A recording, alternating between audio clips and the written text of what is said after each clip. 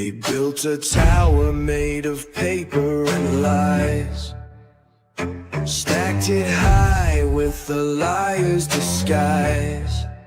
But the wind's picking up, gonna blow it all down. A reckoning's coming to this hollow town.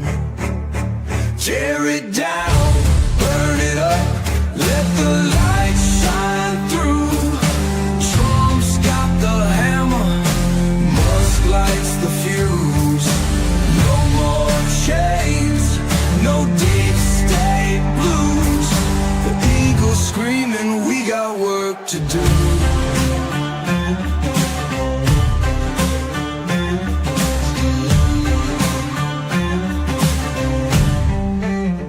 They sold our steel, they stole our land, turned the worker into a begging hand. But the wheels are turning, the fire's alive. We're taking back what's rightfully mine. Tear it down, burn it up, let the light shine through. Trump's got the hammer, Musk lights the fuse. No more chains, no deep state blues. The eagle's screaming, we got work to do. Ghosts of the past whisper through the trees. Swamp runs deep, but it's begging to freeze. Freedom ain't given, it's a fight to the bone. Stand your ground or be overthrown. Tear it down, burn it up, let the light shine through. Trump's got the hammer, Musk lights the fuse. No more chains, no deep state blues. The eagle's screaming, we got work to do.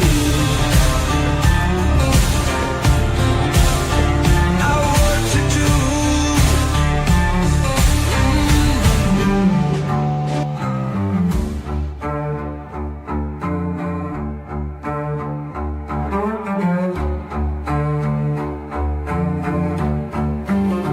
Ghosts of the past whisper through the trees.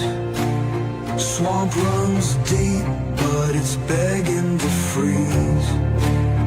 Freedom ain't given, it's a fight to the bone. Stand your ground or be overthrown. Tear it down, burn it up, let the light shine through. Trump's got the hammer, Musk lights the fuse. No more chains, no deep state blues. The eagle's screaming, we got work to do.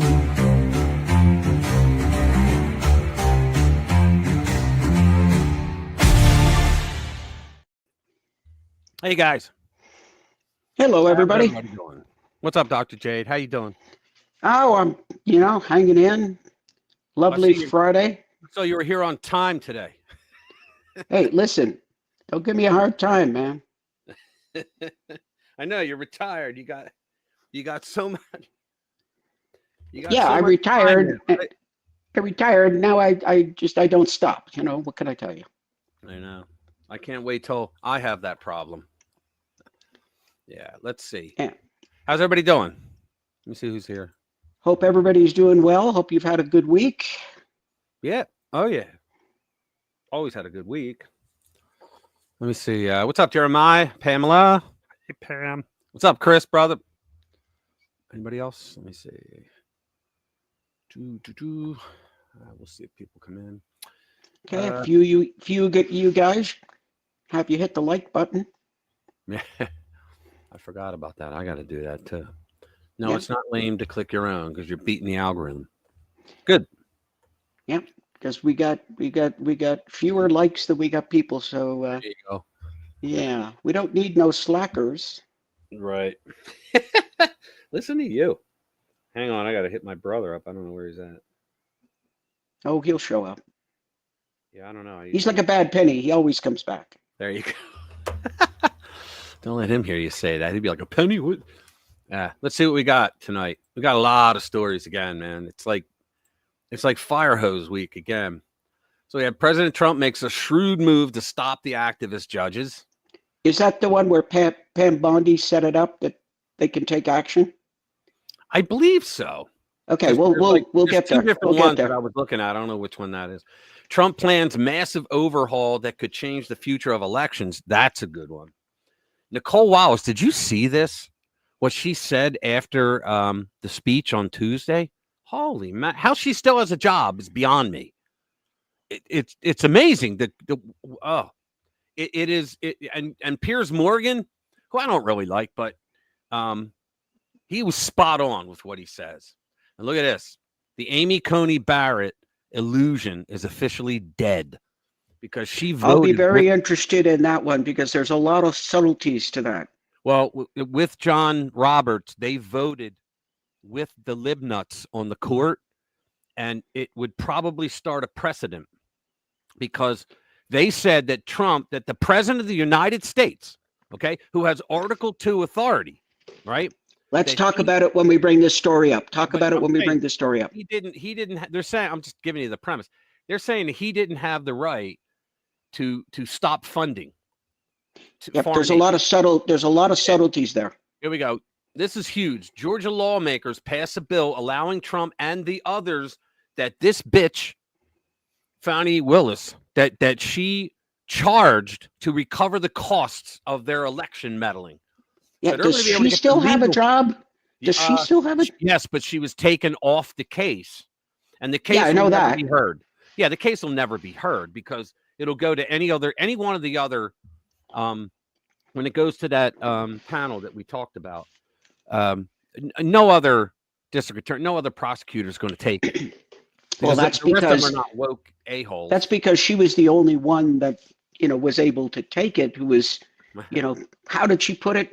Morally, she said the rest of them, all the others, are sucking. They're all corrupted. They're all sucking up to Trump, and they're corrupt. And yeah, she's she was the only one. Turns out she's the corrupt one. Yeah. So now they're going to be allowed to recoup their money because they had to put a boatload out, including our friend Mark. Historic video. Watch George Soros confess to staging multiple coups in Iran and Ukraine, starting the war threatening the planet with nuclear Armageddon. Then ICE will now target it's the only going after criminal aliens is over. ICE will now target illegal migrant families for deportation and is reopening 2 detention centers to hold them.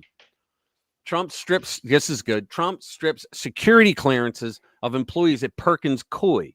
That's the D.C. law firm that Hillary gave $9 million to start the whole dossier thing. Well, that's a long time coming. Oh, yeah. Could a bombshell... Oh, this is a great one. Could a bombshell discovery render all of Biden's presidential actions null and void? And you know what? It is a good argument. I want to see that one. That one first? Do them in order, whatever. Yeah, well, we can do them. We'll do them. Hey, what's up, Chris? What's going on, man? Who else? I missed anybody? Yeah, Jimmy's not here. I texted him. Wondering what he's... All right. He's probably out doing something. Let's see. I'm going to do this one first because it's really good. All right, so let's get into it. The Biden presidency might have been the greatest con job ever perpetrated on the American people. A shocking investigation by the Heritage Foundation's Oversight Project has revealed that, virtually every document bearing Joe Biden's signature during his presidency was signed by an auto pen except for one. Can you imagine that? That means they're not legal. If the argument is legal, that means they are not legal because he didn't sign them. And in fact, there were some interviews he did where they said, well, when you sign that, executive order for X, Y, and Z, and he went, I did. Like, he didn't know. You know why? Because he didn't know. They signed it for him. So the question becomes, all right, who did this auto pen? Who did it? Who was behind that? Right? What makes this revelation particularly damning is that the only document confirmed to have Biden's actual signature was his letter announcing his withdrawal from the 2024 presidential race. No, that's funny. That's funny. Sink in for a moment. Yeah. He goes, that's funny. He goes, remember when House Speaker Mike Johnson revealed his discussion with Biden when Biden couldn't recall signing the executive order halting LNG exports? Now we know why. He probably didn't. The real question, who did and who was running the country while Biden was not all there? Yeah. This is crazy, man. Let's see what it looks like. Whoever controlled the auto pen controlled the presidency. We gathered this is Oversight Project, it's Heritage Foundation. We gathered every document we could find with Biden's signature over the course of his presidency. All used the same auto pen, except for the announcement the former president was dropping out of the race. There's the auto pen. See, with the line. You can't do that. Come on. You can't do that. Here's the signature from the letter. They're not the same. They're obviously not the same because those two are identical, and that's not. So yeah, lives a TikTok. Missouri Attorney General Andrew Bailey asked the DOJ to investigate whether Biden's cognitive mental decline allowed unelected officials to make decisions without his knowledge or approval.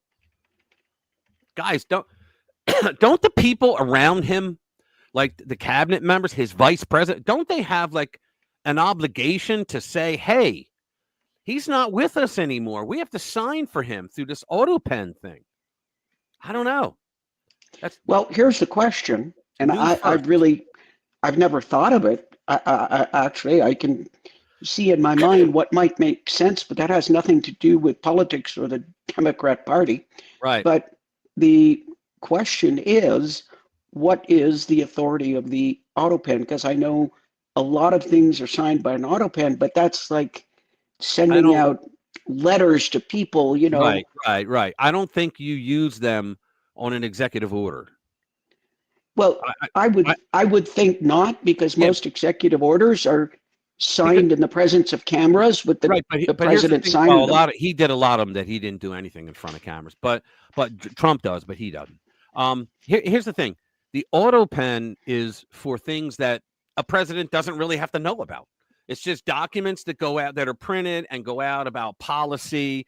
Like, we're now going to do this. He knows about it, but he doesn't know the letter when he doesn't need to know, and he doesn't need to sign everything. That's auto pen. But for an executive order, there is a power behind his signature. There's no power behind a memo saying, hey, we already did this. We're explaining to you how to do it. No, on an executive order, there's a power behind that. At least there was until Joe Biden came along, because he signed executive orders that had no power behind it. All right, and that's illegal, but he got away with it because he's Joe Biden. But yeah, I kept hoping. I mean, it was a back and forth like a ping pong ball. I'm looking at him. I'm saying they need to 25th him, and then I'm saying, no, don't 25th him, because then we have somebody in there who's like, frankly, malignant. It's going to be a lot worse. What's up, 42? How you doing, brother? Good to see you, Louis. Good to see you, bro. Yeah, it's DocuSign. It's DocuSign for criminals. He's right. Like, DocuSign is when you just you do your initial once, and then every time you click on it. Yeah, well, I don't. Now they'll get, because it's Joe Biden, he has a D next to his name. They'll say, "Oh yeah, you can do that. It's legal. Everybody does it. Oh my God, George Washington did it. Come on." Yeah, but I don't know what legal force they have, because when you get a DocuSign document, that's a legal signature. Yes, and an executive order is a legal document that technically, what an executive order is it's saying to the Congress, hey, you guys passed this law. I signed it into law. You appropriated money for it, but you didn't tell me how I'm going to execute it. So I'm telling you right here, this is how I'm going to execute. This is how I'm going to execute the lawful policy that you gave me. Okay? So when he's saying that is the president of the United States conveying a direct message to the Congress, to the other branch of government, and to the Justice Department. Well, not Justice Department, the Judiciary. Because if they have to hear a case on that, they should know that, he's doing an executive order, right? So it's a legal thing. So I don't think you can do this DocuSign crap. What's up, brother? Yeah, I mean, it makes sense, but like I said, that has nothing to do with the Democrat Party or politicians in general. So, right. Yeah, but you got to wonder. Okay, so who was doing the auto sign? Who was doing it? yeah, who was running it? Oh Who was man, putting the papers in the machine? exactly. Oh, exactly. All right, let's pick another one. Oops, close that. That's what happens when you click the wrong. That's pretty interesting. That's pretty damning. I think. Yeah, interesting is another word. All right. I gotta play this. Nicole Wallace. Okay. Now, guys, this was after Trump's speech. All right. And remember, all right, let's talk before I go into that. Do you remember during the speech when the young boy's 12 years old and he went through 6 brain cancer surgeries? Okay. He had, I think it was brain cancer he went through 6 surgeries and Trump made him a Secret Service agent. You saw that, right? And his father held him up and all. Yep. Well, the lib nuts were all like saying, he used him as a prop and stuff like that. But Nicole Wallace went above and beyond the call of evil. I mean, wait until you hear this. This is just, it's beyond the pale. So here we go.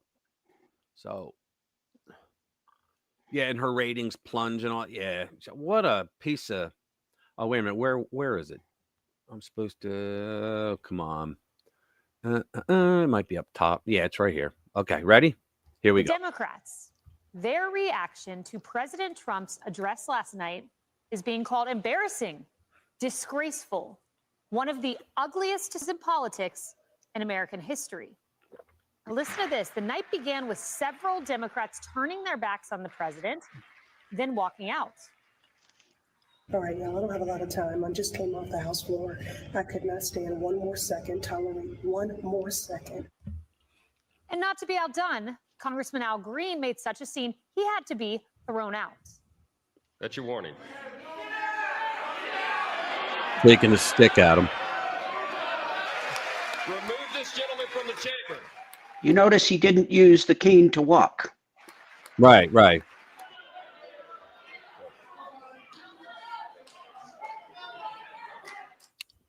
Now, this was barely 5 minutes into Trump's speech. Talk about decorum. That's what they're supposed to have. Right. It was truly shameful. It got worse. Democrats did not clap for Mark Fogel, a freed American hostage standing beside his 95-year-old mother.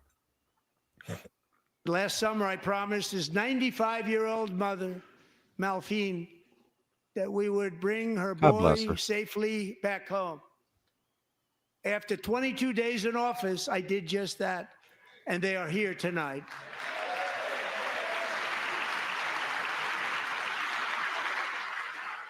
Help mom up.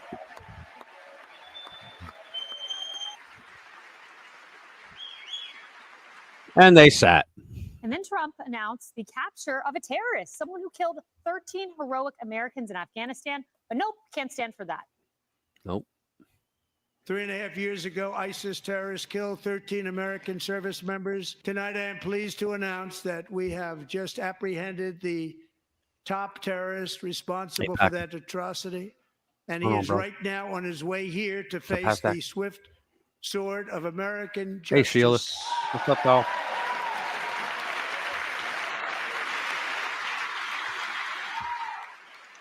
Look at them all sitting grumpy. Well, how about the murder of student Laken Riley? Can we get out of our seats for that? Nope.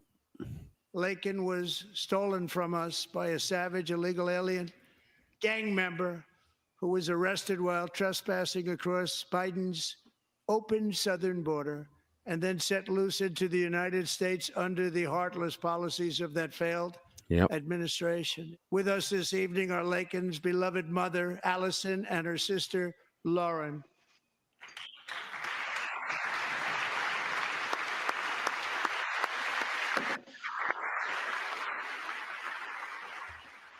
Oh, look at heartbroken. We got the golf clap. And then finally, a 13-year-old pediatric cancer Here we patient go. who wishes to be a police officer. Can we all stand? Can we all clap for a hero that America fell in love with? I am asking our new Secret Service Director This is Sean great. Curran to officially make you an agent of the United States Secret Service. Look at his face. I know. He's like, what? He's a very articulate kid, too. I heard his interview. Yeah, and then watch this. Yeah, I know. The kid's great. Watch Yeah. this. Yeah. No, they're going to show it. Thank you, DJ. No, because they got to get to her, to Nicole Wallace. Lisa, we were just talking about Watch how this. America cried in that Okay, moment. so who was I fell that in that we love were in that listening to? moment. DJ Daniels. That was but Kaylee I watched McKay. Debbie Wasserman Schultz McEnany. sitting there Yeah, almost that's her. grimacing. No claps from her. No standing from Democrats. Yeah, I tweeted out that President Trump's only mistake was not bringing coloring books and crowns to keep the Democrats busy during the her. speech, because it looked like they were at the kids' table. And Coloring there were all books these and beautiful crowns. moments that you just laid out so eloquently that you would think would bring a country together. I mean, these are wins for humanity. These are wins for America. And that's really what the speech was about. And I'm so glad that he gave it, because look, the Trump administration has been moving so quickly, even in the news business. I mean, you go to a press conference afterwards and like, oh, we're going to talk about it. Which part? Like, which question? Yeah. 100 different topics that were discussed. And so what he was able to do is just take a moment and tell the American Yeah, people, there it this is. is what I've been doing. It's And coming it's up. all wins Nicole for America. Wallace. More than Ugh. $1.7 trillion of investments already in just a few short weeks, solving the border crisis already, taking out terrorists, even pointing out, fixing government corruption, like a 306-year-old social security recipient, which, that Hey, really Charlie. funny remark to Bobby going on? Kennedy being like, I guess we're a healthier see you. country than I thought. Uncle Like, that's all Bobbity. winning. That's all Good to common see you, sense. man. That's all good for America. And to see Democrats, sit there, the only thing I can conclude is that they hate President Trump more than they love this country. It's true. Yeah, let's learn a little bit more about DJ and his own words and his Yeah, listen to this. surgeries. I had 13 brain surgeries, and that's how many 13. times my personality has changed. And that's something that you don't hear from a terminally ill child. They had 5 months to live. I'm gonna keep on going until my gas tanks run out. And that's when God calls you home. You never know when God's gonna call you home. I wouldn't be here if it wasn't for my dad. I know he's pretty proud of me, and I'm pretty proud of him too. And I'd like to thank President Trump, because if it wasn't for him, I wouldn't be here today. How about that? Beautiful, There you beautiful go. words. Here we And go. let's bring in the not so rational reaction of Nicole Wallace. Watch this. I hope he has a long life as a law enforcement officer. But I hope he never has to defend the United States Capitol against Donald Trump's supporters. And if he does, I hope he isn't one of the 6 who loses his life to suicide. Can you believe That's what that? happened to humanity. I saw that. What happened to Nicole Wallace? That's just, listen to this. She was a Republican. She Yeah. was the comms director for former President G.W. Bush. Like, she was somebody who could see the nation in a nonpartisan way when it called for that from Right. the White House. Listen to this. She could see Americans. What is she looking at right now? She has joined the liberal side of the chamber last night, who I now can call, I mean, literally, the largest convention of heart donors living on the planet. Yep. Living heart donors. What happened to that beating passion inside their chest that said, we want to do great things for America and Americans? In If they decades. ever said it, did they even mean it? Nope. Look, I realize that they're struggling to find a message and a leader and all of that. But is the struggle so hard that you've been so damaged that now, as a hurt person, you hurt others? That's what I thought of when she was speaking. I thought, there's been real heart damage here, and she's hurting, and so I guess she's just going to punch and kick. And Rachel Maddow just sitting there nodding. It was heartbreaking. I mean, I guess that's the thing. It's not anger. It is disappointment, but it's heartbreak. It is. Yeah. It's just unreal. Can you believe she said that? You know, Wishing the kid doesn't commit suicide. yeah, I mean, it's beyond the pale. And the thing is, if Trump said that oxygen was good, Democrats would stop breathing. You're absolutely right. Hey, wait a minute. I'm Oh, onto something here. What's the phone? 202. I'm onto something. Maybe I'm onto something here. Yeah, we are. Unbelievable. Yeah, Harris. Yeah, I like her. She's good. But yeah, she's great, man. Nicole Wallace used to be a communications person for GW, and Well, she just, man, she I don't just- know. I don't know that means much. He was a I rhino. know he was, yeah, but at least he was somewhat concerned. I mean, for his economics. His economy was conservative. He was. Yeah. Tax cuts and all that. He was conservative. I mean, that way. I tried really hard to like W. I really did. Yeah, it wasn't easy. I tried really hard. Yeah. You know, the man created a whole new department, and you know, what was it that oh God, my brain is going. The the act that he put in, the Patriot Act. Thank you. Oh, the Patriot Act? Yeah. Patriot Act. And you know something? Everybody who signed the Patriot Act should be on trial for treason. Well, here's the thing that I think about the Patriot Act, okay? I think he did it at a time. Well, first of all, it was written so that it would only go after foreign terrorists, not Americans, okay?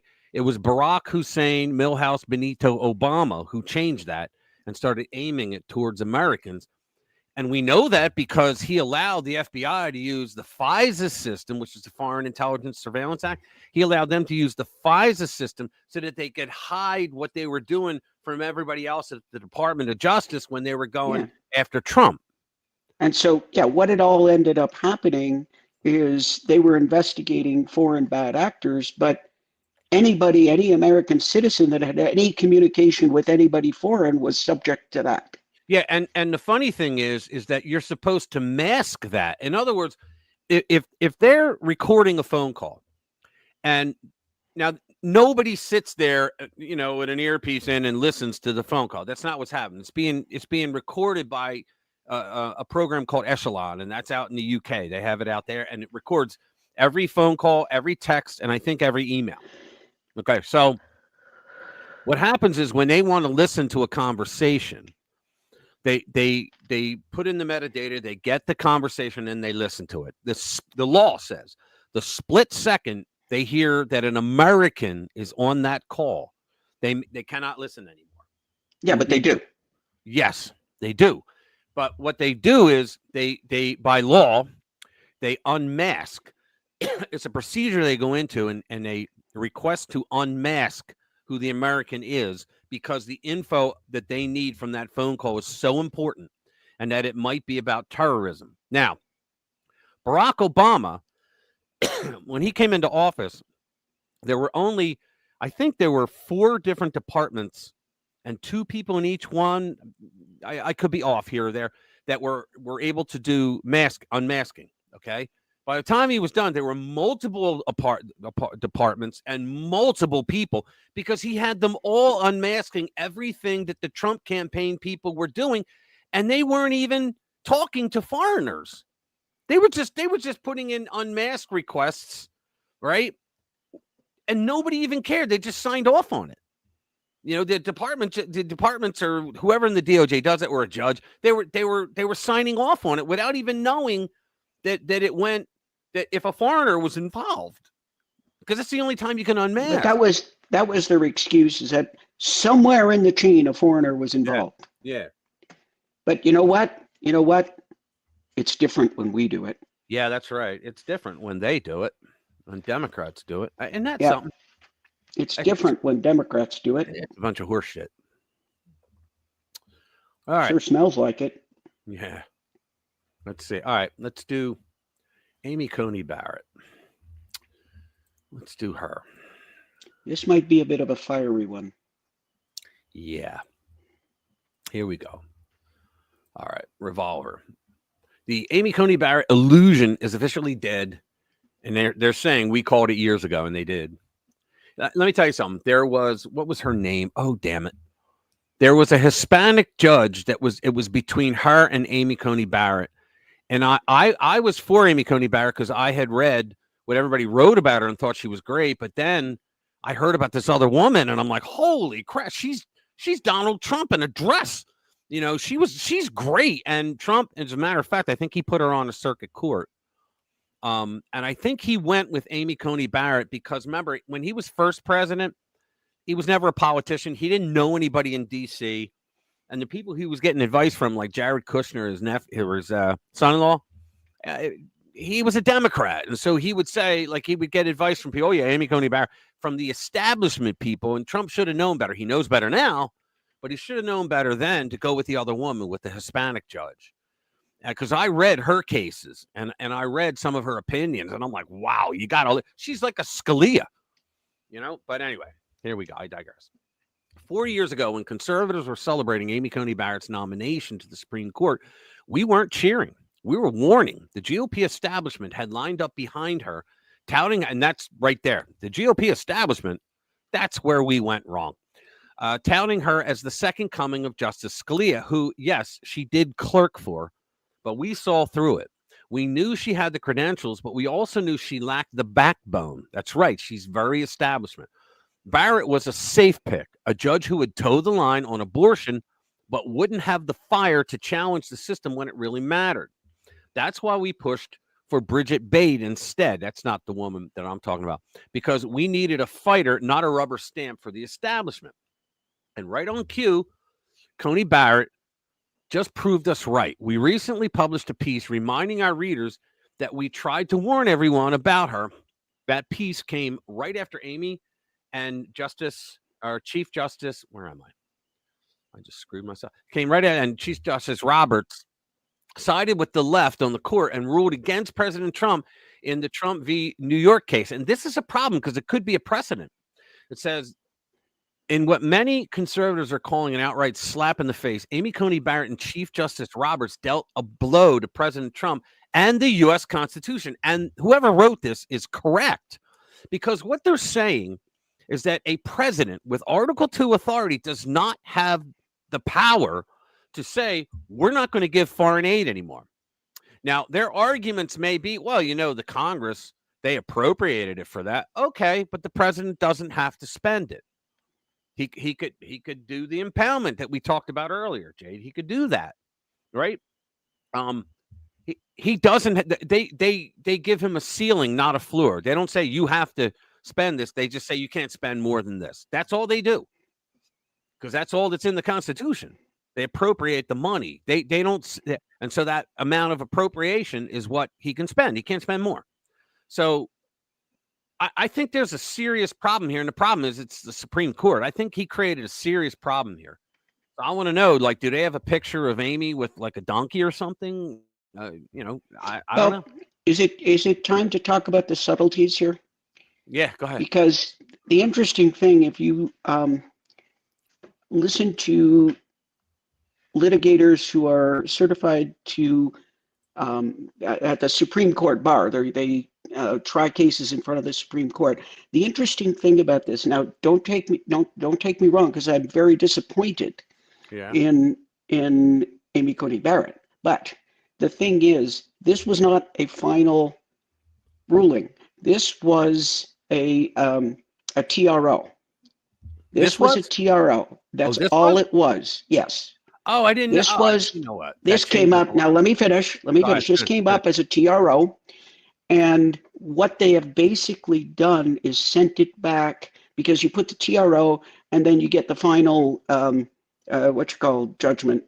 And then, so first of all, the Supreme Court really abhors taking anything that's not a final judgment. Now, I'm still disappointed in Amy Coney Barrett. However, if you look at a lot of her rulings before and after being on the court, she's been really pretty solidly conservative. She voted against the bump stock ban and a bunch of other stuff. Right. Now, she's been on the wrong side of a couple of decisions. So hold on a second. People are asking a question. A TRO, what is it? Temporary restraint? Temporary restraining order. Yeah. Okay, go ahead. Yeah, that usually lasts about 7 to 10 days. It basically the judge says, okay, I never read that anywhere about this, but go ahead. Sorry. Yeah, we're gonna put this on hold. We're gonna keep the status quo until we get a permanent injunction, because then the TRO, and then you have to come back for a permanent injunction. So my understanding is that this went as a judgment on the TRO, and the point being is it went to the Supreme Court. They made their judgment, but they did this because the TRO is now moot, because it only exists for like a week. So what they've done, I think this sucks when they send it back. It's BS, but they often send it back. Okay, you guys deal with it again. No, make a friggin' judgment. You're the Supreme Court. However, anyway, I wax poetic, but I agree with you on that, by the way. yeah, but this came to the Supreme Court as an interlocutory ruling, and that means the interlocutory means there is no final judgment yet. Right.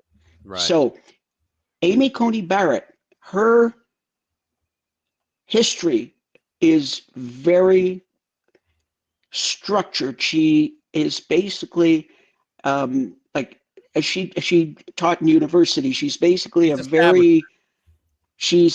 I don't know if establishment is the right word. Probably she is establishment, but it's very much in a box because she was a law teacher, a law educator. Right. And what law educators like to do is they like to have all their little facts in a row and have about a year to study them, and then they write their decision. But she doesn't have the moose nuts to stand up and say, no, you are wrong. Yeah, the Constitution is right. Here's what we're going to do. Yeah. So what I'm saying is, no, I'm disappointed, but no, it's not as much of a disaster as everybody's thinking it is right now. So, all right, good. I didn't know it was a TRO. Yeah, that's apparent. I watched an analysis by a Supreme Court barrister. Okay, that's why I was worried about a precedent being set. Yeah, so it's bad. Okay. It's not as bad as everybody is thinking. What's up, Chris? All right, cool. So that's the subtleties in it that are really pretty interesting to me. But no, I'm very disappointed. I think that that was really she could have helped us out here, and I don't know if establishment is the exact way to describe her because she has shown some solid constitutional leanings. She's very constitutional, but she doesn't like to make waves. Yeah, I think there's and the Supreme Court in general, especially under John Roberts, they want to make as narrow a ruling as possible, right, and not create so much. The problem with Roberts in the beginning was that he was less worried about making sure the Constitution was protected and upheld, and he was more interested in making sure that the three branches got along cozy. That's what his problem was. But then when Trump got in and gave him a conservative court, that's when they started doing things. They were righting the wrongs of the past, right? In the Dobbs case, they righted the wrong of Roe, right? They did that New York law that was like 150 years old or so, the anti-gun law that violates that's I can't remember names. I can't remember. Yeah, that was the and then the Bruin Chevron decision. Yeah, you're right. The Chevron decision, the Bruin decision, there's a lot that was out there. They righted a lot of wrongs during that liberal period. There were the court was liberal, and it was always O'Connor that was the one. He was the one on the fence all the time. He'd either go with the left or he'd go with the Constitution. So, Sandra Day O'Connor? No, Roberts. No. Who was the guy? No, not O'Connor. The guy that left recently. Kennedy. I think it was Kennedy was his name. Yeah, he was the guy that was he was the swing vote on the court for a lot of years. Yeah, Roberts is now the swing vote because he's like a political hack that blows in the political wind. Yeah. Now, did you hear the other night when the president walks in and Mr. Speaker, the president of the United States, and he walks in, he shakes everybody's hands. Well, he walked over and he shook the hand of John Roberts and he said, "Thank you." He thanked him. So everybody's like, that's for that immunity ruling. No, dumbass, lib nuts. No, he thanked Roberts because he asked Roberts if he would do the honor of swearing him in. And Roberts said, absolutely. And so he was thanking him for doing that because it was important to Trump to get the Chief Justice of the United States to swear him in. Yeah, you're right. You're right, 42. Roberts was worried about his legacy. And you know what? If he'd have kept going with what they did last year and the year before with righting the wrongs of the past courts, I'd have some respect for him, but he didn't. So at Yeah, least and he did what he did. Streaky Bacon, bring I think his he's quote drunk. up. Bring his up. I'm loving. Yeah, I'm right there with you, bro. Loving I'm just Trump. loving this Madness. because if Imagine how shitty the things. Soviet nightmare. if Kamala would have won, not only would we be hip deep in this shit, but we'd never know anything of what we know now. Oh, would have been hidden. Can you imagine how many documents would have been shredded, disappeared? Yeah, and all of this would be going on. And people, I swear, if she would have won, people would have started disappearing. Oh, I think so too. And I swear it. She would have been whoever were the puppet masters over the boiled potato brain Biden would have done the same for her. They would have told her, look, you just got elected, but you're not in charge. We can have you out of here in 2 months. You're going to do what we tell you to do. Okay. Want to sleep with me? I mean, holy cow. And they're looking at Tim Walz. Tampon. He's apparently looking to run for president now. 28. Can you believe it? Yeah. Oh my God. He thinks he has a shot. I'll donate to his primary. I you know what? If she put one up, put a fund up, I would donate to Kamala. Oh, she's going to be governor of California. I don't know about that.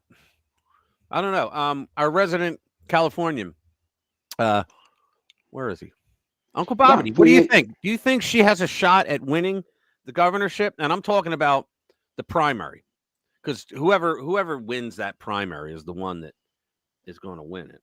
Well, yeah, it's the primary that one is party state. Yeah, the primary is the actual election. So yeah, I mean the chance of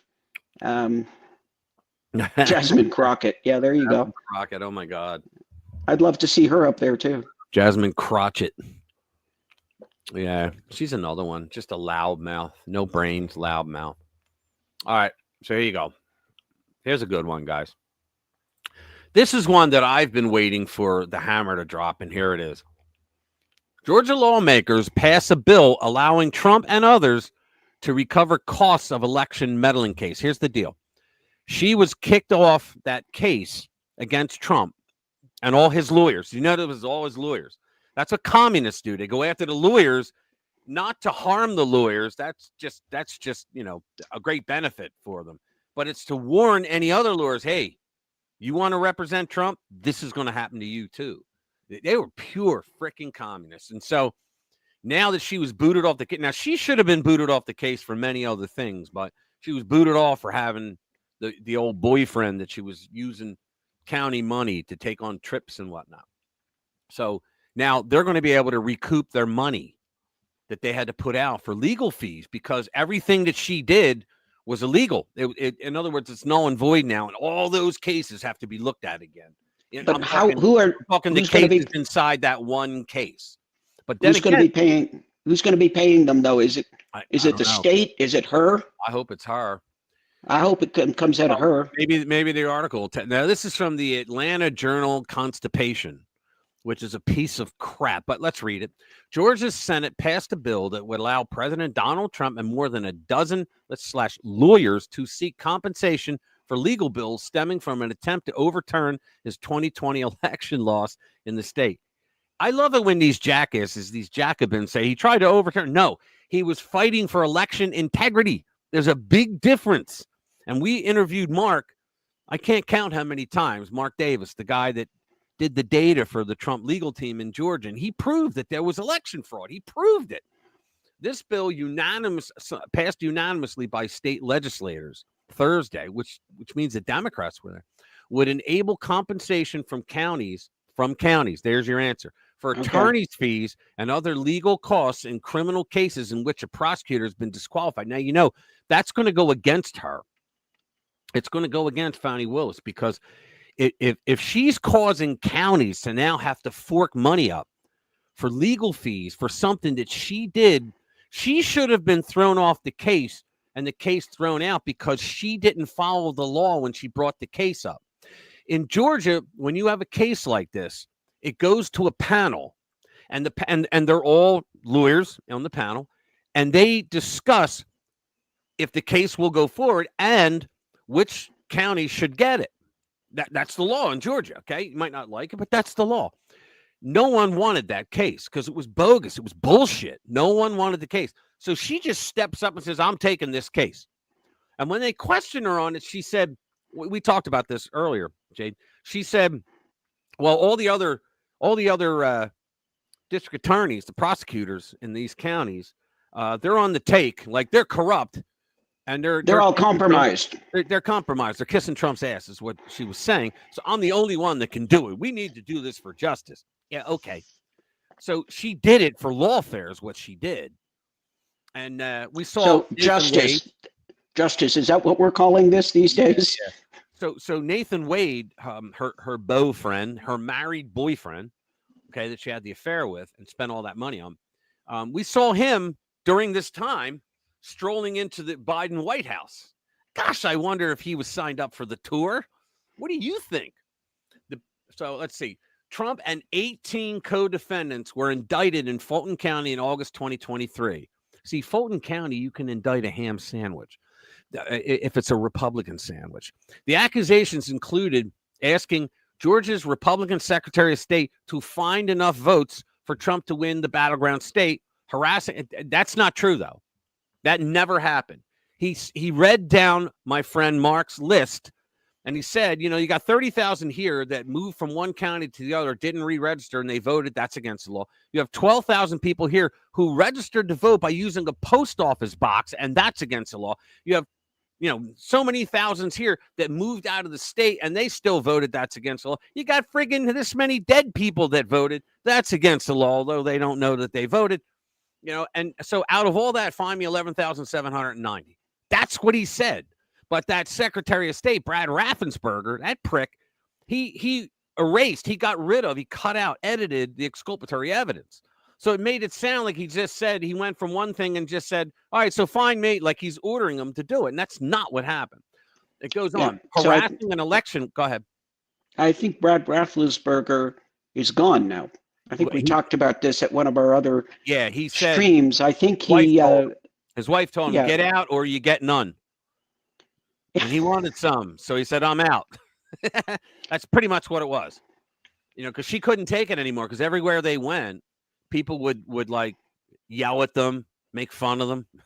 Really? Gee. Scumbag, a traitor. Gee. Yeah, but it's not like they were Democrats. They didn't go to kill them or anything. Yeah. So here you go. The second part is harassing an election worker, which is also bullshit. That never happened either. And attempting to persuade Georgia lawmakers to ignore the voters and appoint a new state slate of electoral electors. It is 100% legal to put a new slate of electoral electors. Article 1, Section 4. It gives the legislature sole authority over election law, which includes the electors. And it's been done twice. JFK did it. Well, I think they were prepared to do it, but it was done twice in the past. And they're saying, it's just against the law. No, it isn't. It was not. Fulton County District Attorney Fonnie Willis was disqualified from the election interference case by a state appeals court based on a romantic relationship she had with Special Prosecutor Nathan Wade, whom Willis hired to lead the case. All right, that's all we need to know. So let's see. And she paid him a shitload of money. Oh, yeah. Like $650,000, I think it was. And and like on cruises. Yeah. Like there was no personal gain in that, right? Right. Yeah. Right. Just unbelievable. What do we got? Let's see. Better days, probably decent people. There you go. Did we do the activist judges one, the first one? None. What's that? The activist judges. Okay, yeah, let's do that. This is a good one. Thanks for bringing it up. Let's see. They're up here. Yeah, because if this is what I think, this is pretty shrewd. Yeah. Hold on. Where is it? At the top of the yeah, there it is. Where? Right. It's at the top of the video. Oh, that one. Oh, all right. Sorry. When you said top, I went to the top of the page. Yeah. There we go. Okay. Let me see. Oh, shit. I have to push that one. Why is it saying? Oh, all right. There we go. Share this tab instead. I couldn't find it. President Trump makes a shrewd move to stop activist judges. Well, Mike Lee also has a bill that he's writing that will do it. But let's see what this is. Many are cheering President Trump's latest move to shut down the left's activist judges. This move comes after the Supreme Court's 5-4 ruling where Amy Coney Barrett and Justice Roberts sided, it's always there, and Justice Roberts sided with the left once again to back the federal activist judges' power to force Trump to hand out. Yes, it was that Amir Ali, who was a Canadian guy. And then he came down here and we said, hey, have a judgeship, eh? So to hand over $2 billion to USA contractors, which he shouldn't have, it never should have happened. Because Trump has Article 2 authority to say, no, we're not doing it.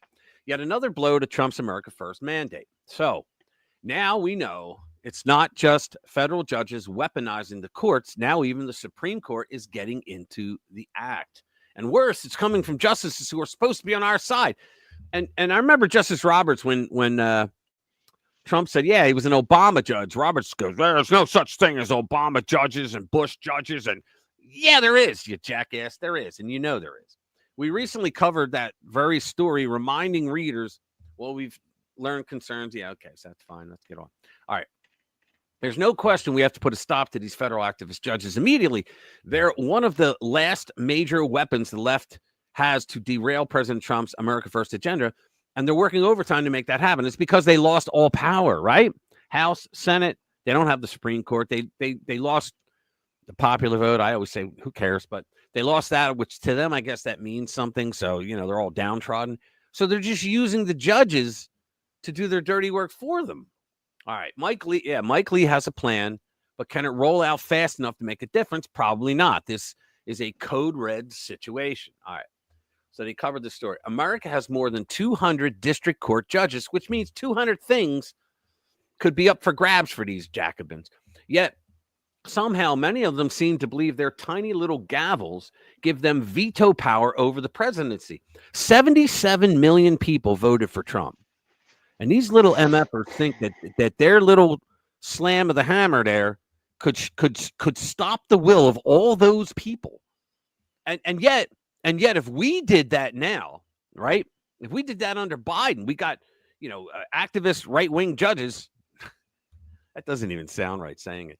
But if we had judges that would do that, they would scream bloody murder. That's against the Constitution. You did it. Shut up, bigot. And the left is exploiting this judicial free-for-all at every turn. Every time President Trump tries to enforce DOJ, immigration laws, protect election integrity, or implement America First policies, some random activist judge pops up and blocks it nationwide. This is not how the system was designed to work. And if it isn't stopped, it could spiral into a full-blown constitutional crisis. And you want to know something? This is the thing, guys.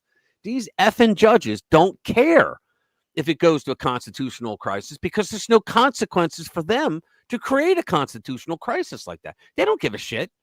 They don't care. You have to make it hurt. That's where Senator Mike Lee comes in. After seeing Charlie Kirk's warning on X, he responded to it and made it perfectly clear that he's working on. Yeah, we read that. All right, so he's working on it. But I want to hear what Trump's doing. The odds of Congress getting this done within the necessary time frame, pretty much impossible. I don't see why. We've got majorities in both houses. Why? Why would that? Why? So now what can be done? What can be done right now? Well, thankfully, President Trump is working on this behind the scenes.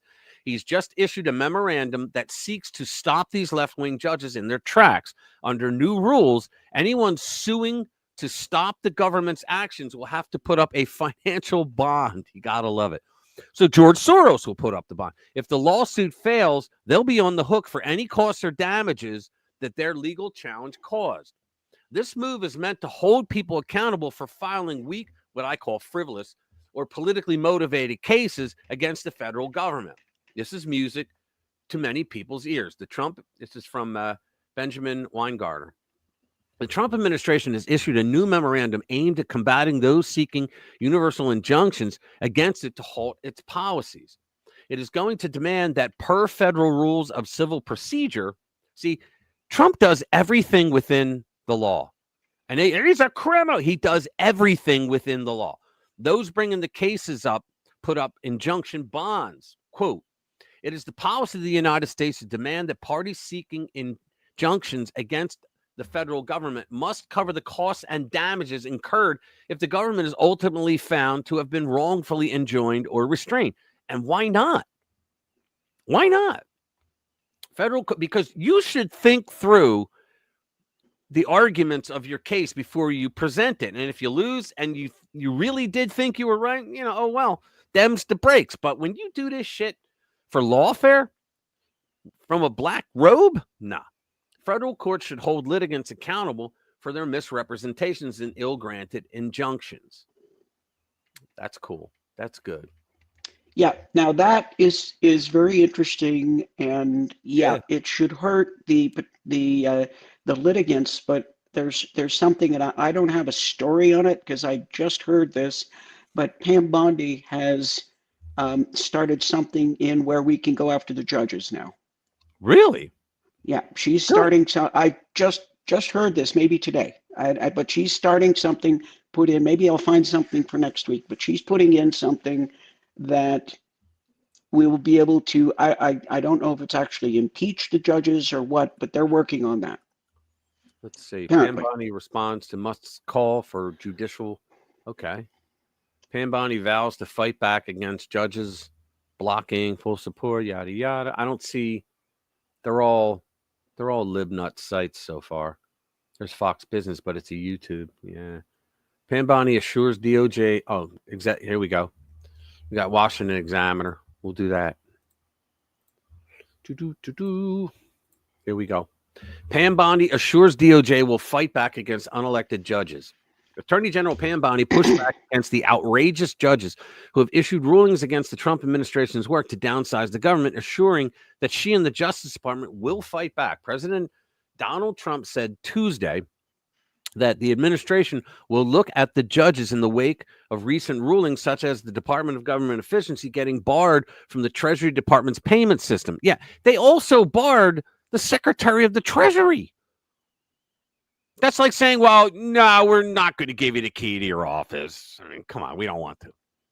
In explaining Trump's comment, Bondi argued that unelected judges are attempting to control government spending despite how there is a clear separation of powers. It's true.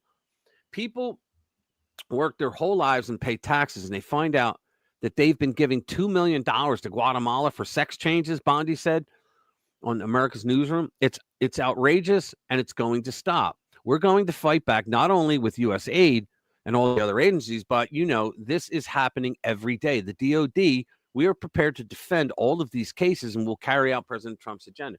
But that's good. I'm glad she stepped up. Yep. And so she's actually apparently got a plan. And because you sure hurt the litigants. You got to hurt those judges making the decisions. You've got to get them. That's why they invented to yards. Understand that they have to actually follow the Constitution.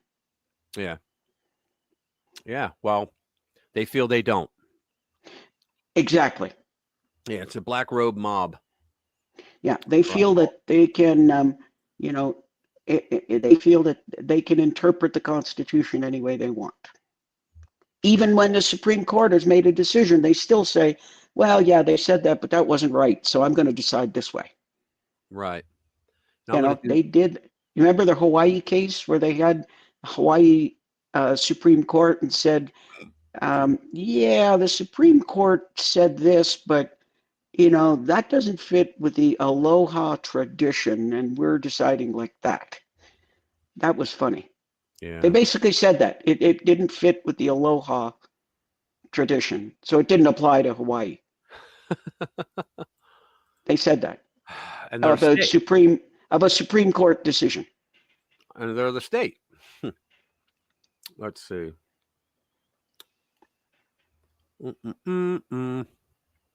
So we did that one.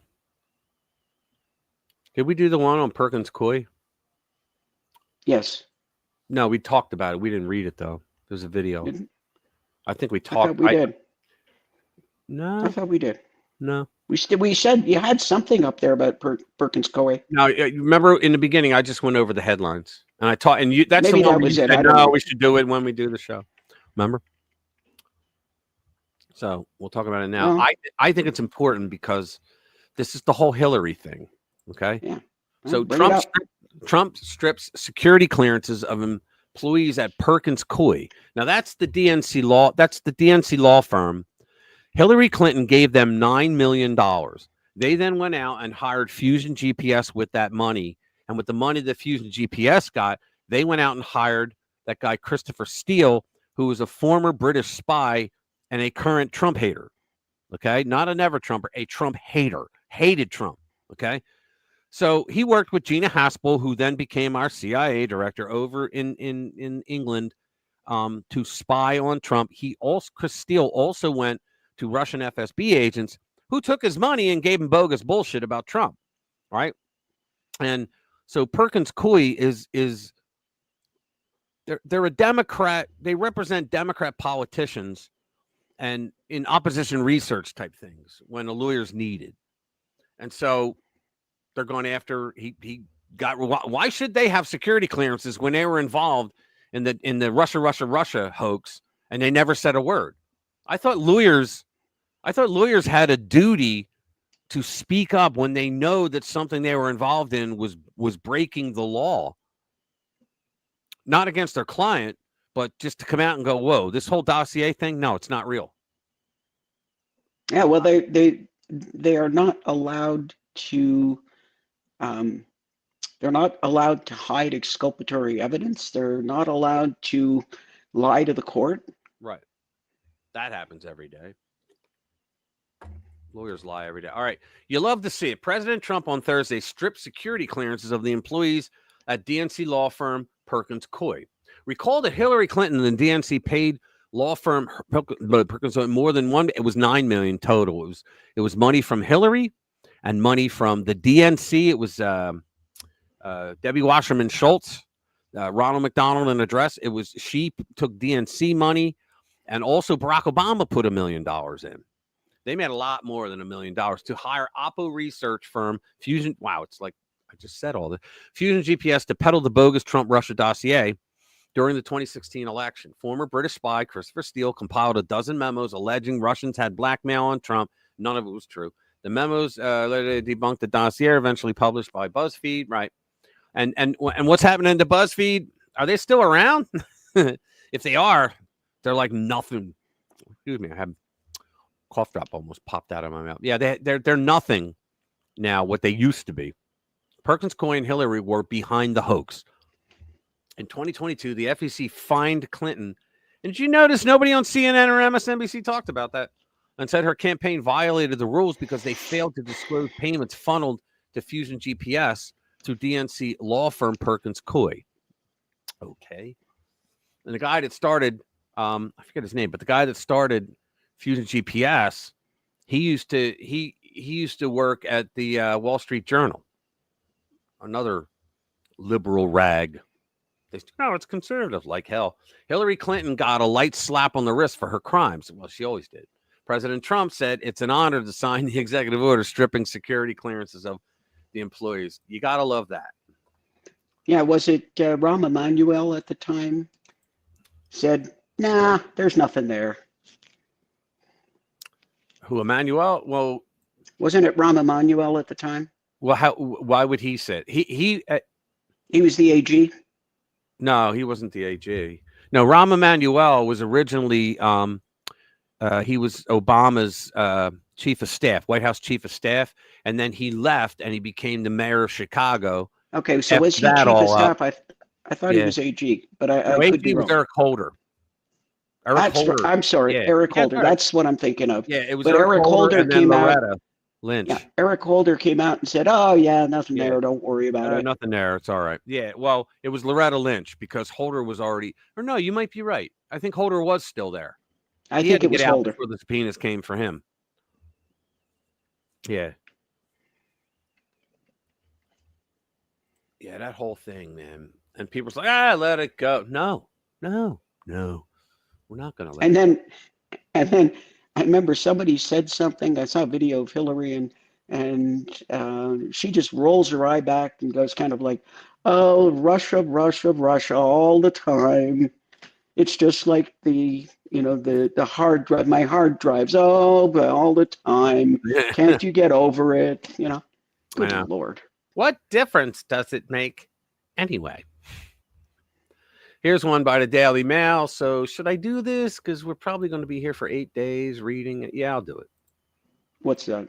Daily Mail. They're like always very long. They're very good articles, but I think it's the most read news site in the world is the Daily Mail. So which article is this? This is Trump plans massive election day overhaul that could change the future of U.S. voting. He says Trump's allies want election day to be a paid federal holiday. Now, why are they against that? Because then you would have all day long to vote. You don't have to have mail-in ballot. You don't have to have any of that crap. Yeah, and you know what? Conservatives tend to have jobs. Yes. And here's the thing. Every single gourmet version of voting that we have was all created by the Democrats. And when you look at them, they were all created because it fosters cheating. It allows them to cheat. I'm surprised they didn't try to go for voting online, because then that would be it. We'd never have another election. But everything they've done, mail-in ballots, cheating. I mean, think about it. Online registration, cheating. That's how they cheat. When they register, you're allowed to register online. You're cheating because nobody knows who the hell you are. They don't keep track of they don't grab your IP address. They don't do that. They don't grab any of that shit. You could be signing up dead people. Well, this is what they do. The Democrats. Well, in California, it's illegal. It is actually illegal to ask for somebody's ID. Yeah, well, here's what the Democrats have done for years. And the mail-in, so let me explain what they did and then think, oh my God, mail-in ballots, how that exacerbates it, right? What they do is you're like Mark in Georgia. He can purchase the voter rolls from the state. They'll sell them to you, okay? And you can do data with them. And then the reason why they're public is because you registered to vote. You're publicly registering to vote, right? They don't know who you voted for, but you're registering to vote. So what they do is they take the Democrats buy those rolls. They do this in every state, okay? For years they've been doing it. Because in 1993, when the Democrats controlled everything, the House and Senate passed a bill that was known as the National Voter Registration Act, the NVRA, okay? And Bill Clinton signed it into office. Of course he did. Part of that was the motor voter law, but the other part was saying that all 50 secretaries of state, now the secretaries of state, for those that don't know, are the ones that run elections. Okay, they make sure the elections run smoothly, or they cheat using that power. And so what happened is part of the NVRA says that there are certain types of people you cannot purge from your voter rolls. One is dead people, and the other is people that moved out. Now, why is that? Their argument was, well, what if somebody goes to vote and it says you're dead? Well, I'm here, And I say, well, then you vote by provisional ballot until they fix it, right? You don't not purge a dead person from the voter rolls, because what Democrats do is they get those voter rolls, they match the data up to the Social Security database, and they also match it up to the USPS. So when they match the addresses and the name up to the postal system, it'll tell them who moved out of state or who moved from one county to the other, right? Then they check the voter rolls again to see where they're listed. And if the new address isn't, or if they moved out of the state, they got a new voter. Or then they check the Social Security, right, database, because it'll tell them who died. And if somebody died, they got a new voter.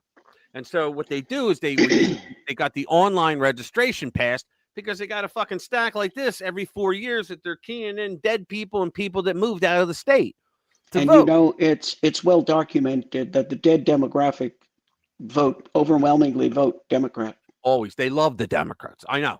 I mean, I've seen jokes that when I die, please make sure I don't vote Democrat, right? But who was it? Who was it? There was. Oh, this is decades ago, but high up Republican says, because he's in bad health and he was on his deathbed basically, and he says yeah, he's most interested to see when he dies if he can vote in Chicago like many of his Democrat colleagues. yeah. You guys vote only on election day and use either state issued ID cards or a driver's license. I know, but you know all the arguments they come up with. You know, Democrats say black people are too goddamn stupid to know how to get a driver's ID or any kind of an ID. That's what they say. And yet we're the party of racism, right? I was going to say that is racist. You goddamn right. I saw an article, and it was this sob story about this guy, and they went in at great lengths about he wasn't wealthy, he was poor, and then he came all this way. I think he had to take the bus, but it was like a real hardship for him to get there. And he walks in, and the people asked him for his ID, and he's like all shocked because he's never had to. He's right. Special K is right. He's never been asked for his ID before, and how awful this is, and how shocked he was, and what a hardship it was, and I'm just it boggles my mind to read that. It really does. Yeah. So what they do is they then start registering people, and I think I said this before, but when Stacey Abrams, who could eat corn on the cob through a picket fence, when she ran for governor in 2018, okay, the Georgia Secretary of State caught her red-handed cheating. Her group Fair Fight, or whoever it was at the time that she was using, they were doing that. They were registering people that should not be voting. They were registering them, and he caught her, and he couldn't say anything because it was Brian Kemp. He was the Secretary of State, and he was running against her in that race. Okay, and so he couldn't say anything because she was a bigoted black Democrat, racist loudmouth. She would have screamed voter suppression because that's all she ever said, voter suppression, even though black voters in Georgia are on the rise. Like they're the number one people that register and the number one people that vote in Georgia. Yet it's voter suppression, right? Their voter integrity laws were voter suppression, right? Yeah, she can. You ever see the gap she has? She could eat corn on the cob through a picket fence, man. But yeah, and did you hear about her climate pack that she has? Oh yeah. And like in 2023 it got $100. In 2024 it got $2 billion. That's billion with a B, not million. And they're investigating her now. Billion. They're investigating her now. I think Steve did that story. Let me see if he did it. Hang on.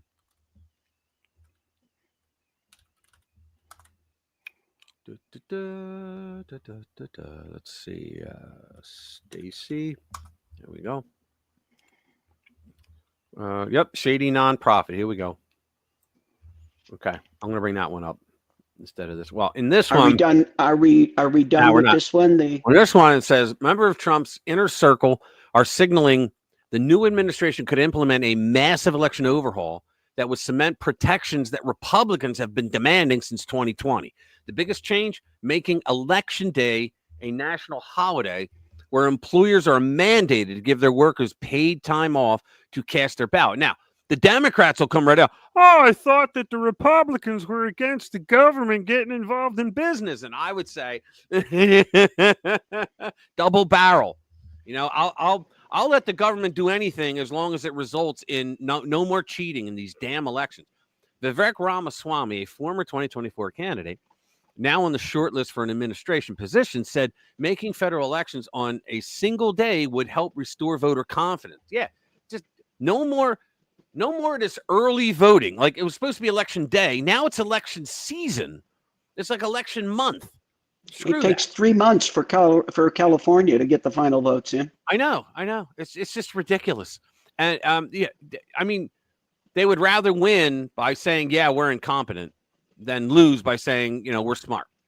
He also claimed that paper ballots over machines and requirements of government-issued ID to match the voter file would be a good place to start to overhaul the system. Now, there's going to be lawsuits galore.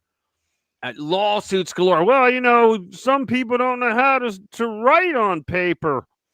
You know, they'll come up with any bullshit excuse they can, but the paper ballots and ID, the Democrats would never win another election. I think they'd lose New York. Seriously. They cheat so much in New York. Meanwhile, podcaster Joe Rogan, who now almost certainly has a direct line to President-elect Trump, also through the wrestling thing, also agrees with making it a holiday. Okay, so if Joe Rogan then during an episode, I don't want to read that, but yeah. So this is supposedly from March 7th, and they're calling him President-elect Trump. This is obviously an old article. Yeah, and it's also old because they said something about Vivek getting a position. November 10th. Yeah, it was written on November 10th, but it was updated. Vivek's going to be the governor of Ohio. Yeah, yeah. We hope. We hope. Yeah. I had wondered, why did he not get involved in Doge? Well, there's something, but he never showed up. There's something we're not telling us. Yeah, there's something that they're not telling us because he was in there, and right after he and his cronies made those remarks about the H-1B visas, yeah, Elon Musk crawled out from under it. Right, because he knew it was Vivek bad optics. did not. Yeah, Vivek that it was did bad. not. But Vivek was right though, but he knew that it was bad optics, and he wanted to get away from it. He had a point in that. Listen, I've got these geniuses in India, and he had a point, but the optics were terrible. They were really certainly, bad. You know, how you say things is also important. So I think he sounded like he was talking down to the average American worker. And I don't think he was, but I think he was so intelligent in the way he was trying to get it across. He didn't think like, hey, I got to tone this down.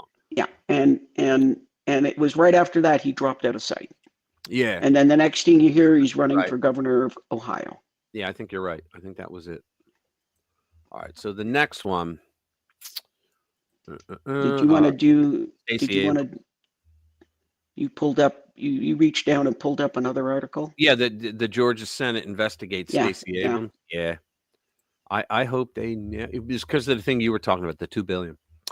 So and it's over her shady nonprofit spending, and it has Stacey some sort of climate nonprofit. Yeah, did Stacey Abrams use nonprofits to funnel millions into her campaign? Yes, she did. Yeah, Steve wrote this. The Georgia Senate launched an investigation into Stacey Abrams and her nonprofit, the New Georgia Project. Remember when she was running this time, and it was in a debate, and she said that Georgia was the worst state to live in. It's because Brian Kemp was a Republican and he was running the state. That Georgia is the worst state to run. Well, then why do you want to be governor? You're not going to fix anything. The Georgia Senate launched an investigation into Stacey Abrams and her nonprofit, the New Georgia Project, for illegally raising money and spending it on Abrams campaigns. Nonprofits are not allowed to spend money on political campaigns. Atlanta News First reported Abrams and the New Georgia Project, which she is no longer affiliated, are being investigated by the same Senate panel that has been examining Fulton County DA Fani Willis's historic indictment of Donald Trump while he was out of the Oval Office. There are people on that panel that Mark probably goes out and drinks with. So you know they're going to be doing due diligence on this shit against her. I mean, I don't know why she wanted to be governor of Georgia. She was already the president of Earth. I know. Well, she was. Anybody who watches, she already was governor. Remember when she said that she's the real governor? Oh yeah, I remember that. But anybody who watches it, just in case people don't. Next Generation. Don't pick up on the reference. There was an episode of Star Trek: The New Generation in which that's what it was, and which Stacey Abrams was dressed up in a uniform, and she was the president of Earth. Yeah, of the world. President of Earth, they said. No, it was president, not of the world. It was president of Earth. Okay. That was her title. The Senate committee will focus on alleged campaign finance violations and possibly the recent New Georgia Project's firings allegedly tied to efforts to unionize the voting rights organization. Can you believe this? Francis Johnson, who headed a new Georgia project, has resigned after the non-project was fined a record $300,000 for illegal campaign spending. Two-time loser and record-setting whiner Stacey Abrams founded the nonprofit in 2013 to get out the black vote. She keeps saying that her losses were due to voter suppression. Yeah, it's always with her. Voter suppression! Voter suppression, even though black voters are seeing record numbers in Georgia.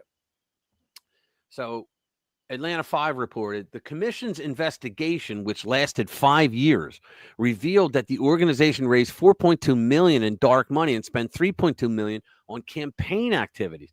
And she got away with it. Why do you think that is? Don't say it. We all know. But yeah, I want to ask this question. Let's go. I'm going to mark it. Let's go back up to here. Okay, ready? So here you go. Why Stacey Abrams? Someone tell me, why her? She's not particularly attractive. She's a loser all the way around. She doesn't win elections. Twice she ran for governor, lost both times, lost worse the second time. She runs her mouth. She actually said during the last campaign that what was it about abortion? That abortion saves lives, or it was something crazy that she said about abortion. Hold on. Stacey Abrams. Abortion. What did she say? Stacey Abrams says an anti-abortion until she went to college. Oh, I don't care about that. Connect with people. Nah, I don't know. She said something like off the charts crazy about abortion.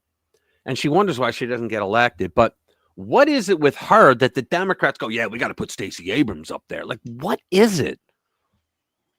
I don't get it. I just don't. She's not particularly bright either, and she's now a criminal. Well, she will be when she's convicted. But, yeah, they're going after her now. And pretty soon we're going to have the lib nuts come out and say it's because the GOP panel goes after black women. That's what they'll say. Yeah, she's got at least 2 victim points. Yeah, I didn't think about it that way. Yeah, all right, let's go up top now. You want to talk about George Soros? Is that one in here? Yeah. Yeah, down in the pictures section. Yeah, I got it. Right here. Historic video. Watch George Soros confess to staging multiple coups in Ukraine and starting the war, now threatening the planet with nuclear Armageddon. There we go. When the Soviet Union, the Soviet Empire collapsed, and as the empire good evening collapsed, I moved in and picked up the pieces. First in Hungary in 1984. He's the color revolution guy. And then Poland in 87, China in 87 as well. So this is how the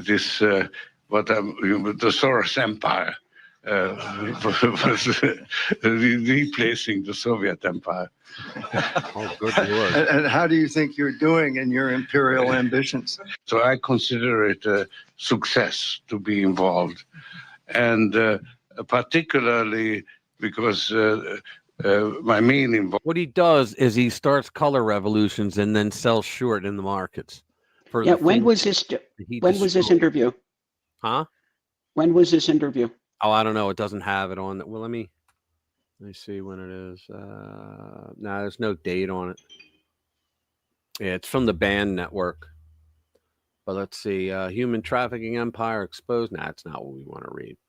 But it's 26 minutes long. Just know he confessed that he staged multiple coups. The one coup was there was, and they're saying that a lot of that is why a lot of problems with Russia happened. That there was one company that was putting a bid in for a government contract, and he staged a coup just so he would beat them.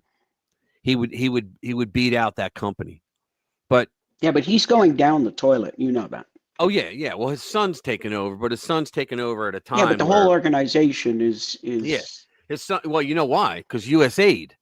You know, Soros. Everybody said, "Oh, he's such a philanthropist." He doesn't spend his own money. He spent USAID money. the USAID money is a big part of it, but that it started before that. I mean, Hungary threw his ass out. Oh yeah. His home country threw his ass out. I guess he's still a citizen. He can go back there, but they want nothing to do with any of his businesses. Yeah. Oh yeah. Well, there was one. Well, he did it. He did it to the UK, but he did it. Who was it? Was it Uruguay or I think it was it Argentina? I can't remember. But he was in a government contract. He was doing a government contract with one of the foreign countries down in South America, and they hadn't gotten to the final part yet. You know, where you got the contract. We'll accept your bid. And so they turn around and they said, okay, so we're going another way. Sorry, we got a better bid. And he's like, whoa, no, I thought we went through all this work and all that. And they're like, well, I'm sorry, we went another way. Thank you. And they hung up on him. So what did he do? He bought shit tons of bonds and then called them all, like over the years, and then called them all at once and crashed their economy. That's what he did. And he tried to do the same thing to the UK. And I think he tried it with us too. Because if you remember, when was it? What was it during? It wasn't Obama. It was probably Bush, or maybe before that, maybe under Clinton. But there was a congressman here in Pennsylvania. Damn, Lou, do you remember his name? It was a guy that he pointed out that, I think Rodzkowski or something. He pointed out that our markets were dropping. It was the bond market was collapsing. And the SEC, I think, shut them down. And he came out and said, look, he said, if we didn't shut them down, the U.S. dollar would be worthless within 12 hours from the time we shut them down. And he said, and so people asked him, they said, well, what do you think happened? He goes, a number of different sources purchased a number of bonds. And then in a coordinated effort, they all called them all at once. Because, like when you put your money in a bank, the bank doesn't have your money. Right. Right. It's all digitalized now. So what happened was he said it could be a combination of like enemy states like Iran with North Korea and Russia and China. He goes, or it could be George Soros up to his old shenanigans again, because he did it before and he tried to do it to us. But we had certain precautions in there that triggered something and said, whoa. The people are selling these things, so they just shut it down, and it actually saved our economy, because they said that it would have absolutely crashed our economy. I can't remember all the details, but it was George Soros that did it. So yeah, he's a real SOB. He can't die soon enough. Yeah, he can't die soon enough for me. Yeah, I mean, I don't know. He's evil enough. I think he's made a deal with Satan. Yeah. Here's one. Here's another. This is more good news, guys. Ready? The New York Times says Act Blue is in absolute turmoil. That's the people that they fundraise. They take money and donations for the Democratic Party. But what they do also is like they put up, I remember for a while there, they had JoeBiden.com. And if you went there, it was rerouted to Act Blue. So in other words, good old Joe was saying, I don't give a shit what I have to say to you. Go donate money. That's what he was doing. All right. And that's what they're guilty of doing. Great news. One of the biggest pillars of the left wing machine is crumbling before our eyes. You know why? Because they probably lost USAID money too. Act Blue, the financial backbone of the entire progressive movement, is in total turmoil. And it's not just us saying it. The New York Times is now admitting it too. Their entire infrastructure is falling apart. Well, thank God for small favors. What a time to be alive, he writes. Yeah. So it says New York Times, right? The old gray lady. Act Blue, the Democratic fundraising powerhouse, faces internal chaos. At least 7 senior officials have left the group, setting off deep concerns about its future as it confronts scrutiny from congressional Republicans. See, they were right when they said, I think it was Doge that it was Musk that said, all you have to do now to take down a leftist regime, any type of leftist regime, is to doge their ass, and it'll collapse right in front of you. Because it's all an illusion to think that, the lefties in the world, like everybody's leftist. Jesus Christ, I'm the only one. I feel like I'm alone. No, you're not alone. It's just that they made you feel alone because they have the power of the media and they have the power of gutless, crazy politicians that will say anything for power and do anything. Yeah, and that was one thing that happened on November 5th, is that a lot of people suddenly realized that they weren't alone, because with everything that was going on, conservatives were just kind of afraid and wide-eyed and thinking, crap, am I the only one that feels this way? And you know what else it was too? Let me add to that, Jay. What happened also was we had just gone through 4 years of day after day things that were being done by that administration, those Nazis, that you're like, oh my God, like, what more can we take? How much longer can this country survive with the shit that they're doing? And we all thought, are they going to steal this one too for Kamala? And then when it was all said and done, Trump won like no other in decades, right? Landslide, won it all, won everything. All 7 key battleground states. You saw Smith going after Joy Behar. You saw that clip? Did you? What about Joy Behar? Joy Behar was saying, well, there's, what's his name? AJ Smith, the sports announcer or the sports news guy. Stephen A. Smith. Stephen A. Smith. Thank you. Stephen A. Smith. I don't know why I always say AJ. But she was saying that, well, I'll find it and play it for her. She was saying to him that, oh, Trump says he had a mandate. He didn't have a mandate, and he set her straight. Hold on. I'll find it and play it because it's yeah, really because Stephen A. Smith he's actually a sportscaster, but he's a big liberal commentator. Yeah, but he's got common sense though. Yeah, and Carville, what's his name? James Carville. Did you see the rant that Carville went on, basically telling Stephen Smith that you don't know shit and you should stick to sports? Right. And then Stephen A. Smith did a rebuttal, and he said, well, this is the way it is. And he just laid it out, you know. And he had very good sense for what he was saying. And it pretty much, but the interesting thing is both Stephen A. Smith and James Carville are really just shaking their head. And they both agree that the Democratic Party is like useless at this point. Oh, yeah. I just want to interject with this because it's so good. Okay, ready? Here we go. In office for 6 weeks. Seems like 6 years, doesn't it? Mm-hmm. And he's been going around with his cronies touting his so-called landslide and blowout win. But he won the popular vote by 1.5%, one of the smallest ever. And he won the general election by less than 50%. So what kind of mandate is this really? Well, it is a mandate, and I'm going to explain why. And I don't mind the question, but let me be very clear. I'm no supporter of Trump. I'm a supporter of truth and the facts. And here's the facts. The man won every swing state. He increased in terms of his voter turnout in his favor from the standpoint of blacks, Latinos, and young voters. He increased his numbers in that regard from 2020. 89% of the counties shifted to the right. That's a mandate. We can sit up there and play around all we want to. In 2020, Trump didn't win the popular vote. He didn't win the electoral college vote. A matter of fact, the Republicans hadn't won the popular vote, if I remember correctly, since 2004. But they did this year. Bam. Slapped her in the face. Yeah, if I was at my drum set, I'd do the yeah, exactly. All right, so let's go back to that Act Blue because it's important. Let's see. New York Times reports that Act Blue is in turmoil. This is Charlie Kirk. Mysteriously, 7 top executives have all left in the past 3 weeks, several of whom had all been there for more than a decade. None of them will explain on the record why they left. The last remaining lawyer at Act Blue's general counsel's office has been locked out of his email and put on leave after sending internal messages that we have whistleblower policies for a reason.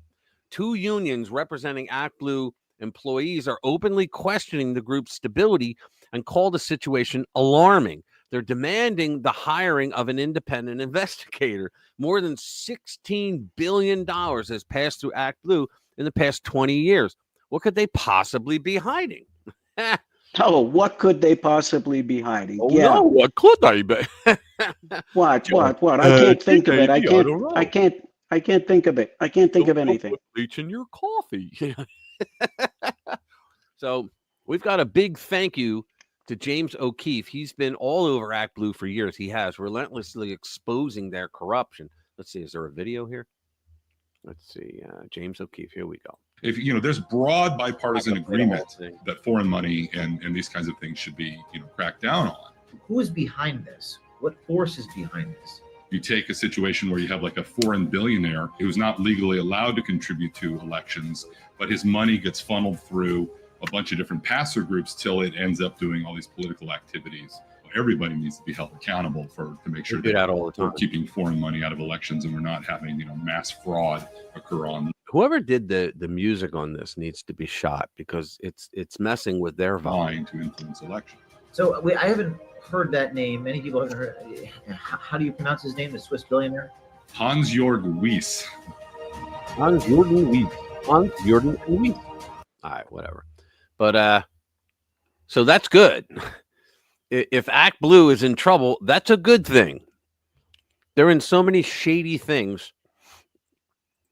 What's this? Yeah, I'm surprised nobody's gone after James O'Keefe. I would have thought they would have tried to take him out a long time ago. Well, they did. His own company threw him out of his own company that he started. Well, yeah, they did, and they had that 5 a.m. raid where the cops showed up and pointed rifles at him. Yeah, and you know what that was for? You remember? Oh, that was the diary. That was, it was Ashley Biden's diary. Ashley Biden's diary. But here's the story behind the story, and here's the rest of the story. What happened was she left it at an Airbnb. She forgot it and left it there. Somebody found it and they gave it to James O'Keefe. He probably paid some money for it. And so he went through it, of course, but then he called the FBI because he had heard they were looking for it. And the Secret Service was. So think about this. Why would the FBI give a shit about the president's daughter's diary? Well, I hope that's a rhetorical question. Right. Because we know why. Okay. Because of the sexual shit that he did to her entire life in the showers and all that, touching her and everything. Well, because she wrote about it clearly. So he calls the FBI and says, look, I understand, you want this diary. Like, I can come and give it to you. They're like, no, we'll come out. What's your address? And he told them who he was. So they knew he was James O'Keefe from Project Veritas, right? And so they said, yeah, they made a schedule. He said, yeah, I'll have it here. Don't worry about it. You can have it. And he said, somebody gave it to me. And he goes, and I heard you guys are looking for it, so I want to give it over. So what do? They raid his freaking home with CNN and all these other, ABC, NBC. They're all there. Oh, James O'Keefe, Project. Now, why would they do that? Because they were a bunch of effing communists that are fighting political war. Yeah, they were making a show of it. Yeah, they're doing political war. What they're doing. He didn't publish the diary. He never did. No, he didn't. I forget who it was that did, but somebody else got a hold of it and actually published it. And he said they never published it because he couldn't confirm it. Right. He could not independently confirm it, and he was not going to just publish hearsay. Right. So I think most of us believe it. Most of us can believe that it's true. Oh yeah. So, I definitely believe it's true. Yeah, I mean, we have no corroborating evidence, but I think most of us believe it. Right, and why would they? And you know what? They never, after the raid that was very public, right? It was all over the news. They never denied it. They never said this wasn't her, because you would have had, was it Jen Psaki at the time or was it the other idiot, Karine Jean-Pierre? I don't know. They would have been like, oh, no, it's a hoax. That wasn't her diary, because word did get out. Like you said, somebody published it. So word got out what was on it. I'm surprised they didn't marry Kennedy. Was it Mary Kennedy, the sister? Who did what? Mary Kennedy, JFK's sister. They lobotomized her. Was it Mary? Are you being serious? I'm serious. Don't you know that story? Or did she vote Democrat? Is that because I would say that about a Democrat, lobotomized? JFK's sister. Really? When was this? Rosemary. When was that done? He was president. That was that. What, when JFK was president? Yeah, yeah. Oh, I had no idea. That was something, and she had. Hey, Pam, still here?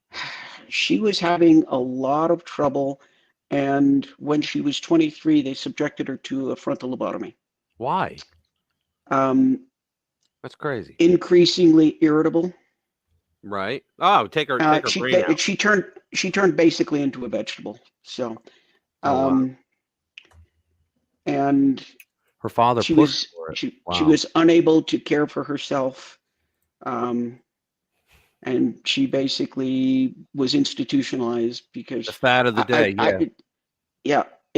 Rosemary Kennedy, and so I'm almost surprised they didn't Rosemary the daughter.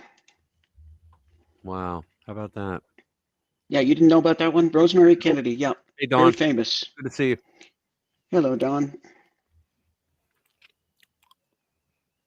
Yeah, it is sad. Oh, yeah, Bobbity, you're right. And I think that was one of the problems is that Rosemary was, let's just say she enjoyed her man.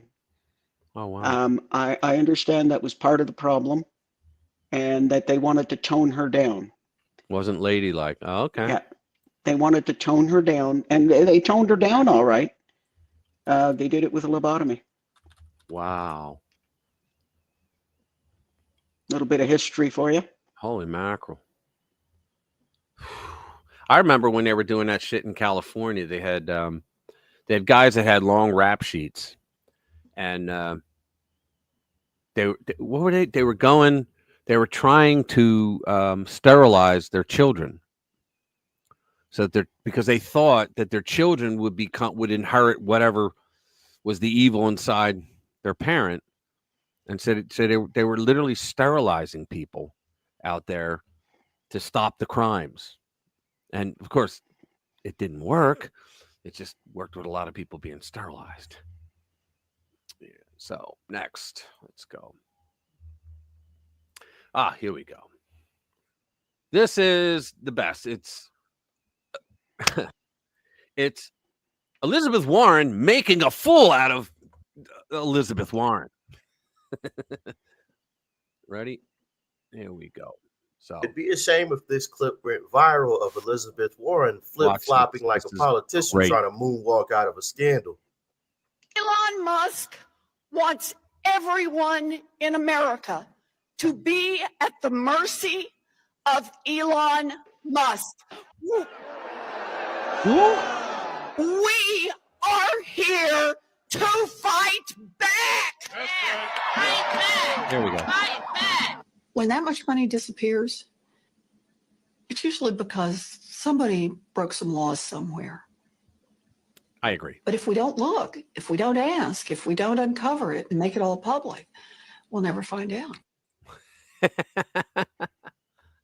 Oh, you gotta love it. You gotta love it. Crazy.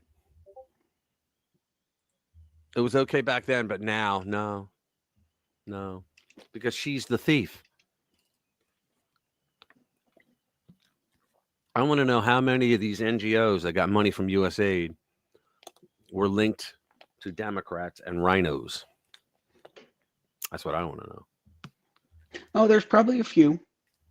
But, interesting, Edie, you talk about rhinos.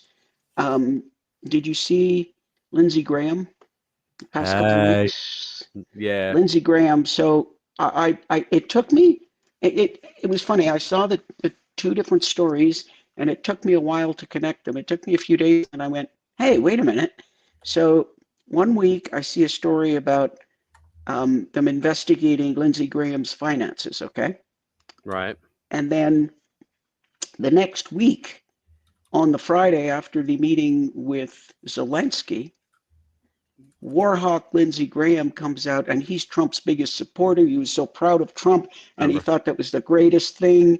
And this was the last. I don't think after this we can support Zelensky. And he was going, and it took me a couple of days to put those two together. And it was like, wait a minute, are you picking up what I'm throwing down? Yeah. they're going to investigate him, and all of a sudden he's towing the line. She was the one. Yeah, well, he did that back in the day, and then when Trump was out, he turned back to his buddies. Everybody was trying to say, well, he was like that because he was palled up with McCain, so that's why he was acting like McCain. That's why he was a war hawk and all that. And I think now he's trying to get back into the fold, but I don't think Trump accepted him. I think Trump will tolerate him. Tolerate, but not accept him. But not accept him. And the thing is, Lindsey Graham, I don't know what. Hey. I don't know what kickbacks he's getting, but he's got huge investments in the military-industrial complex. Oh yeah, because they all do. Anytime they send money to Ukraine, his stock goes up. Well, sure, it has to. I'll bet there's a munitions manufacturing plant inside his state. I can almost guarantee it. South Carolina, yeah.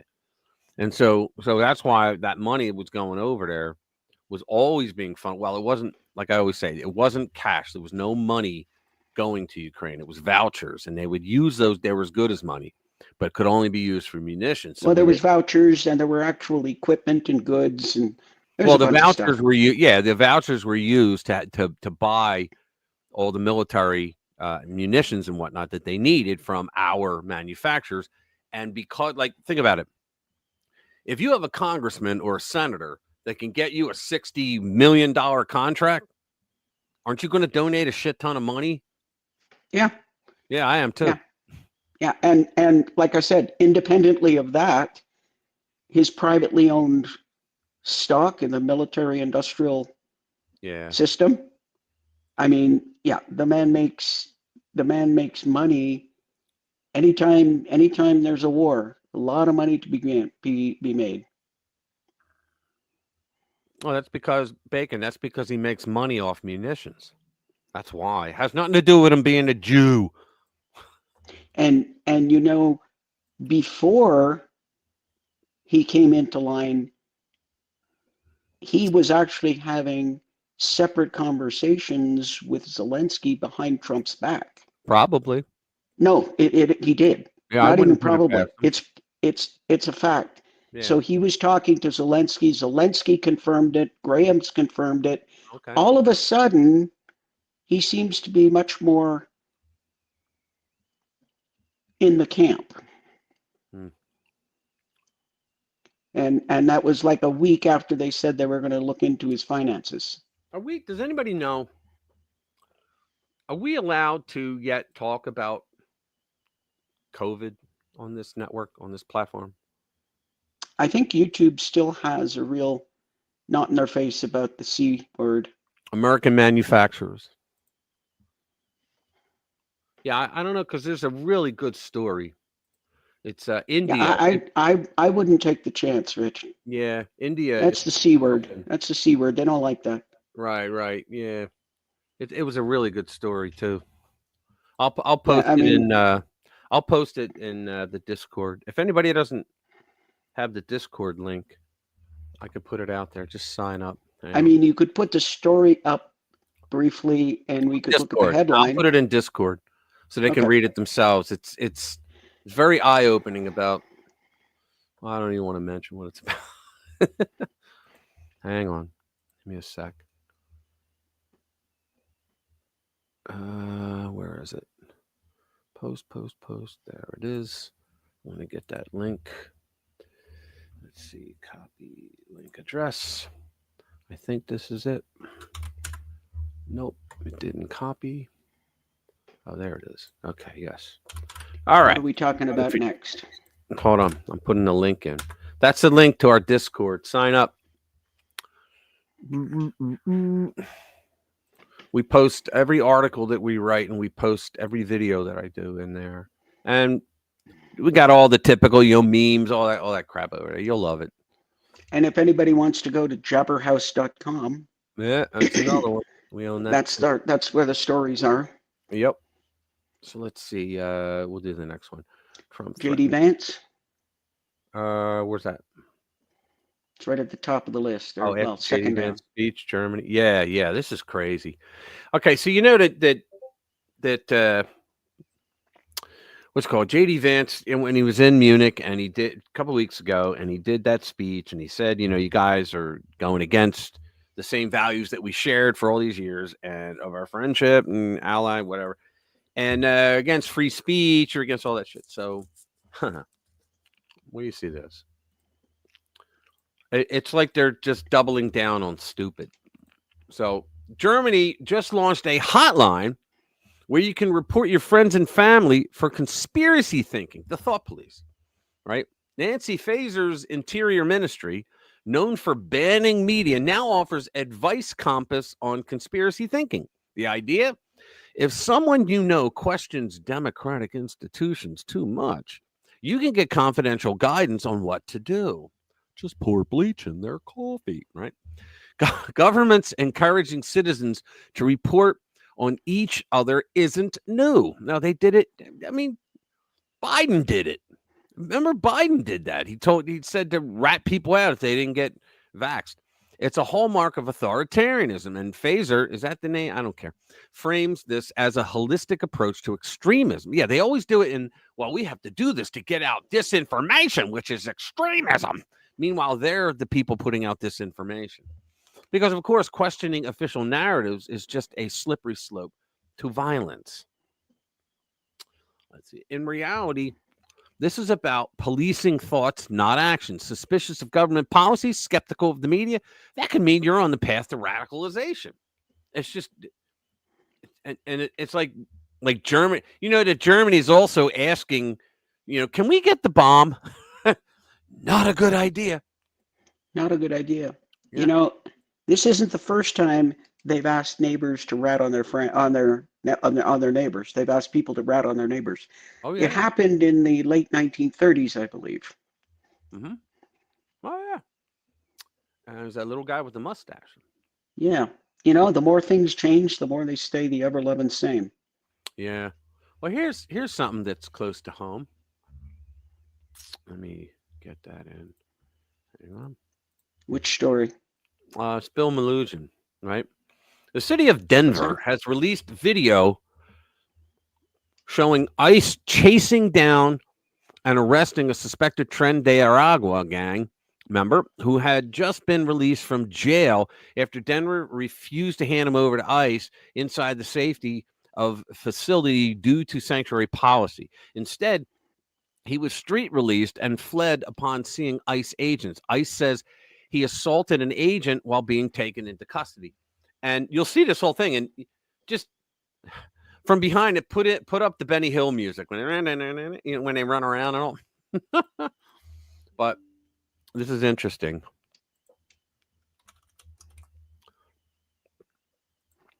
Let's see.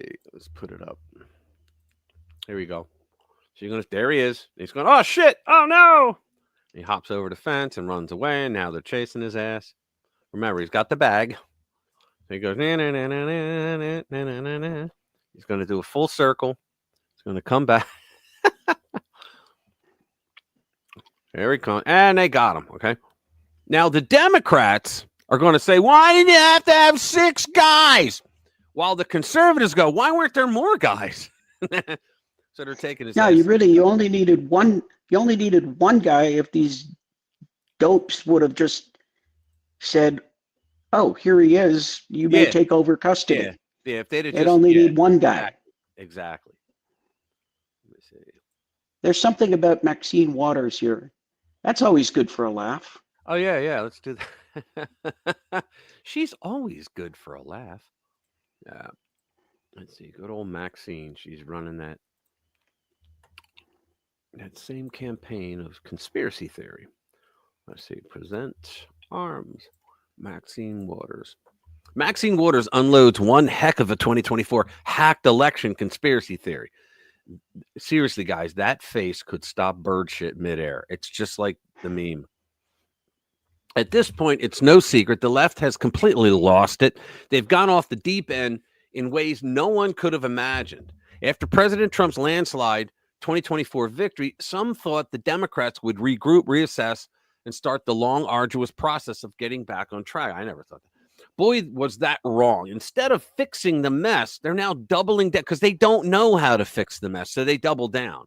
It's like when somebody you say, yeah, well, the guy took my money. Well, no, he didn't. Your money's right over there. Well, the guy took my, he'll scream at you to double down, right? Because they figure, okay, you're either going to be polite and let them win, or you're going to get scared. But instead of fixing the mess, they're now doubling down on all the insanity, and they're clinging even harder to their twisted and failed policies.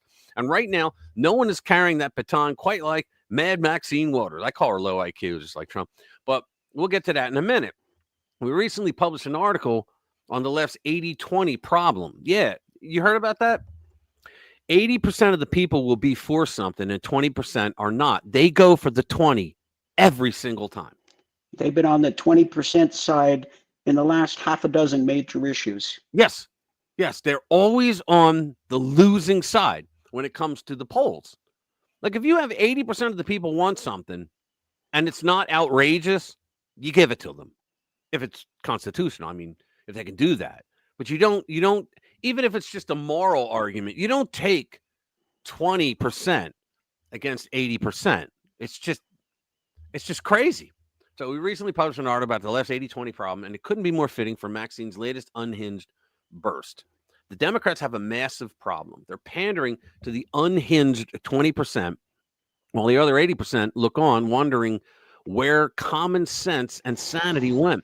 This is the infamous 80-20 problem, and it's exactly why Donald Trump won in a landslide in 2024. Trump planted his flag with the 80% on every major issue.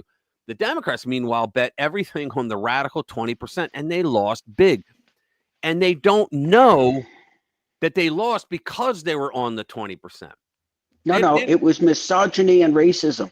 Yes, that's exactly what these idiots are saying, right? So let's see. Let's get back to her. Everywhere you look these days, the same 80-20 pattern crops up. It's true. Views on Trump's speech, 76-23. Same thing, right? All of it. 80% of viewers tonight believe that Al Green's behavior was inappropriate. Another example of the Democrats taking the 20%. Exactly. Interesting theory, hey? You can read the entire article below. So keeping that 80-20 loop in mind, let's dive into the latest insanity from Maxine Wood. And she is insane. And her timing couldn't be worse. You know what it is? Because for all those years that she's been, I think 17 terms maybe, that she's been in Congress, she's never had to answer to anything. Because she would play the race card, constantly played the race card, and was a Democrat when the Democrats controlled the narrative. They don't control it now, and she's just too stupid to know that they lost the narrative. Right on the heels of President Trump's wildly popular unifying speech to Congress, one that left the American people feeling hopeful again, the Dems did what they do best, completely lose their minds. Maxine took to X, unleashing a profanity-laced election conspiracy rant. According to her, the 2024 election was stolen by Elon Musk and his high-tech ass. Maybe Elon should add that new title to his business card, high-tech ass. Can you imagine that? Those are some bold words from someone who labeled anyone questioning the 2020 election an election denier. Here we go. Good old Max. It's different when we do it. Exactly.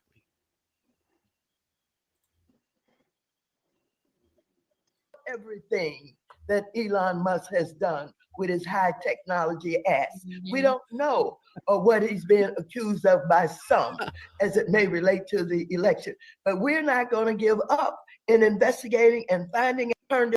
So in other words, she's got nothing. She's just angry and she's ranting and raving. Now she's blaming Elon Musk. You know what the problem is? What's that? The problem for the Democrats is, for as long as you and I have been alive, they've really not had to deal with the Republicans in any other capacity than the Republicans losing gracefully, which is what they've been, the only thing they've been good at for decades. Right. And all of a sudden, a few Republicans, are standing their ground, right, and Democrats don't know how to deal with it. Right. Most of the Democrats weren't alive the last time the Republicans had a really good representative. That's exactly right. You know, All right, I or got half this. of them anyway. Of course, people like Maxine and Nancy Pelosi, they've been around for about 100 years, but that's different. But I got the Newsom Charlie Kirk interview. Someone sent it to me. I don't know how to make this bigger. Let me see if I can just maybe do that. All right. So here we go. We saw in the last couple of years that the Democrats completely ignored, and your side was basically not acknowledging what was happening, was the crisis that young people were experiencing. Right. That, I mean, it's the first time in America's history that a 30-year-old is going to have it worse off than their parents. Right. It's a breakdown of the social compact. Right. They are the most alcohol addicted, most drug addicted, most suicidal, most depressed, most medicated generation. You sit there going, right. Yeah, that's right. Yeah, that's right. It's all their policies that did this. In history. Right. And the message that was largely being fed to a lot of young people was lower your expectations. You're not going to have the same American dream that your parents. Remember under Obama, it's the new normal and enjoy the suck. Would have. And we saw this as an opportunity, especially with young men.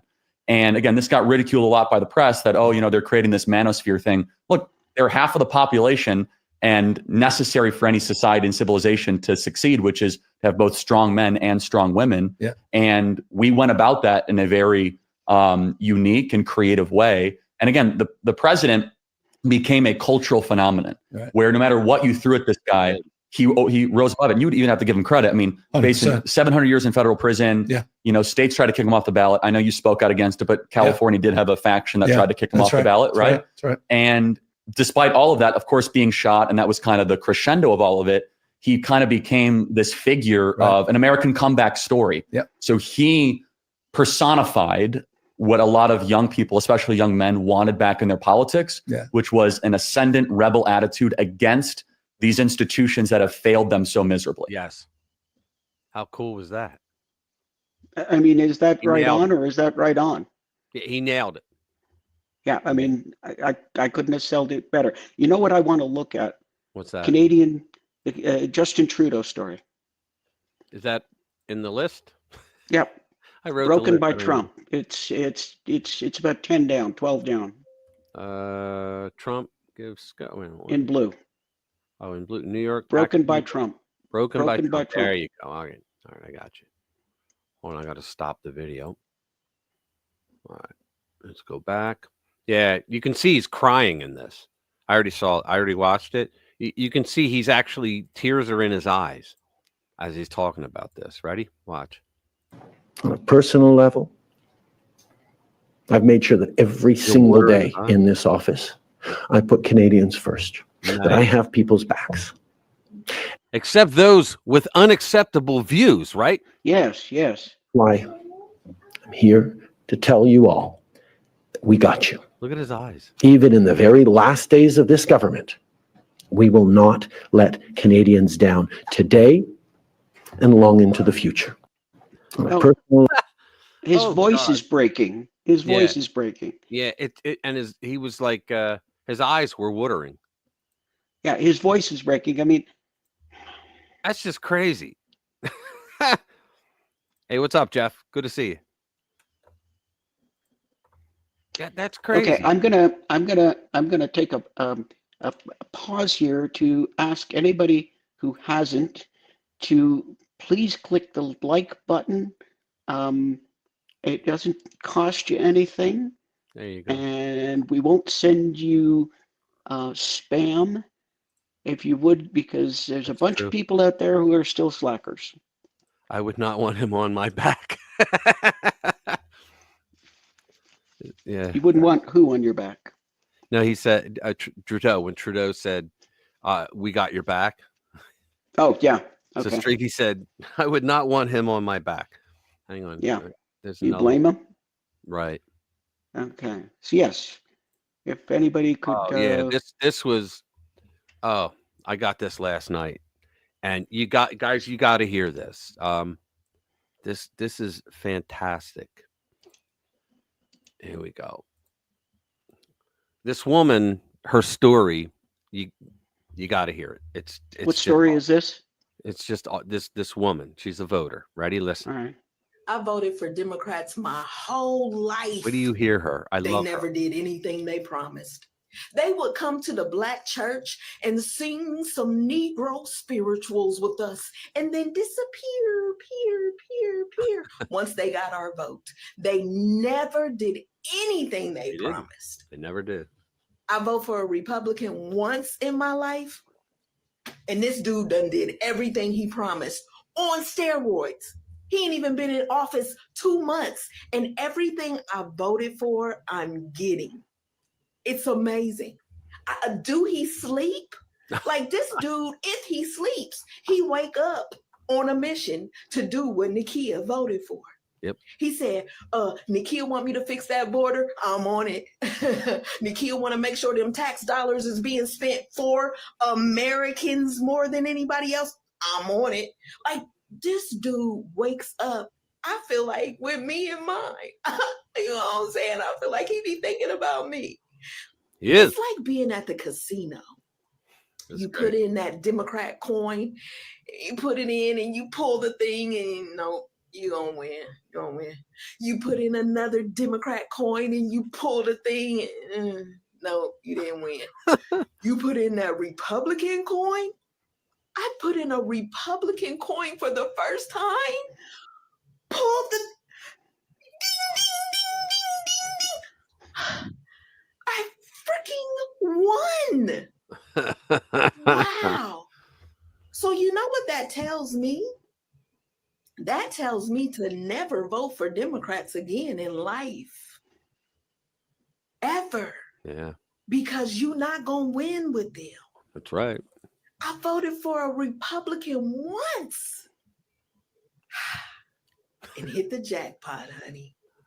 I will continue to do that again and again and Now, I know. Wasn't that brilliant? I love it, man. I love her. I love her. I know. And it was either like if she doesn't have a channel or isn't trying to be an influencer, she should.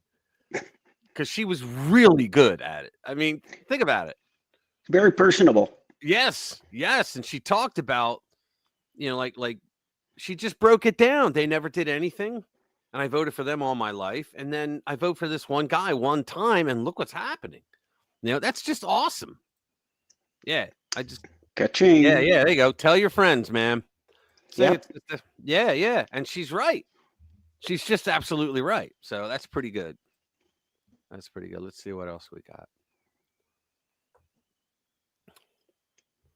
You want to talk about Scott Jennings? Yeah. Hang on. I had another one in line. Let's see. Scott Jennings. He's very patient. Yes, I'm going to get rid of before I pull it up. Get rid of it. Oh, okay. There's no, sometimes, damn it. Sometimes they put a commercial up. Sometimes they don't. Yeah, I'm not seeing a commercial. Yeah. Sometimes they do. Sometimes they don't. Anytime you do something creative, you're going to get criticism, right? But I actually applaud them for trying to do something different. And here's the reality. 7 million followers, whether you think it's cringe or you like it, we're on CNN on a Thursday night and we're talking about it on national TV. But I guess my question is, to what end? I don't get it. Like, I don't get it. I mean, maybe you will get 7 million eyeballs, but what is the point? I am not accustomed to helping your party do anything. Yeah. But let me give you some advice. This was the dumbest thing I've ever seen. And if you read the comments today, he's talking about them holding the signs and wearing pink and all that in the speech. Lord have mercy. No, I think he's talking about that video that they did. Oh, yeah. There was a video where the women jumped down and they were trying to act like they were going to fight. Yeah, that's right. Yeah. And it was like, is not a replacement for fixing what's actually wrong. Your party has a 21% approval rating right now, congressional Democrats. Well, let's talk about fixing what's wrong. Donald Trump is doing nothing for the American people. He has a 50% approval rating. But he's doing nothing for... Notice how she interrupted, and he's not letting... Most Republicans, conservative pundits would stop and let them fit. He doesn't. And I like the American people. And so he's not lowering the cost of living. Advice he tells lies. Fix the policy and leave the gimmicks behind. Yes, and let's policy. Okay. You gotta love it, man. Yeah, Scott Jennings is worth every penny they pay him. Oh yeah, absolutely. Let me see. I got this other one up. Here we go. Get rid of that.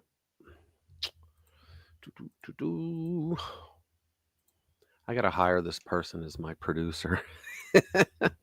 Here we go. To Doge just for a second. Earlier, the subcommittee headed by Chairman Marjorie Taylor Greene, her and her staff discovered $2.7 trillion in improper payments to Medicare, Medicaid, overseas, to people who should not have gotten it. Some of this room might have missed that press conference. Can you elaborate on what the president is thinking at this point? Well, again, that's another example. There's a very long list of the fraud, waste, and abuse that Doge is identifying on a daily basis. Elon Musk also talked about yesterday about Social Security payments that are going out the door for people who are no longer with us. Unfortunately, I would say that is certainly fraud. There's also a lot of contracts they've identified that, just as a hypothetical example, are $1 million, but only 500,000 went out the door. So where's the rest of that cash? And so that's Now you know why they don't want Doge in their departments, because they're finding all this fraud. the thing. Those are the things that Doge is working on every single day. And I would just remind everybody in this room, this is what President Trump campaigned on doing. He's delivering on a promise that 70. It's not like he didn't say it every time he was on a stage, right? For reals. So let's see, what's the next one? Here we go. Let's see, what's this one? To do Doge found out fraud waste. There's another good one on Doge. So there we go. Find that. Oh, I want to hear this. Eurotard hysteria achieves new heights. That's like an intellectual article, but it's good. So hang on, let me just play this first. Doge posted this 2 hours ago. Examples of observed improper payments are below. This is likely being done at scale. After an order for expedited deportation was issued in 2017, a migrant from Honduras used 3 different Social Security numbers to submit 73 Medicare claims totaling $48,000. Medicare paid $49,000 for a rehab center for a person recorded dead for over a year. Medicare paid $57,000 in 2020 for a person recorded to have died in 2006. After a warrant for her arrest was issued in 2019, a migrant from Colombia received 3 SBA loans for $100,000 and over $99,000 was forgiven. Migrant from Peru received Social Security payments since at least 2007, with all benefit checks being mailed directly to Peru. Doge then posted a comment under this post and saying a GOA report estimates $233 billion to $521 billion annually in fraud.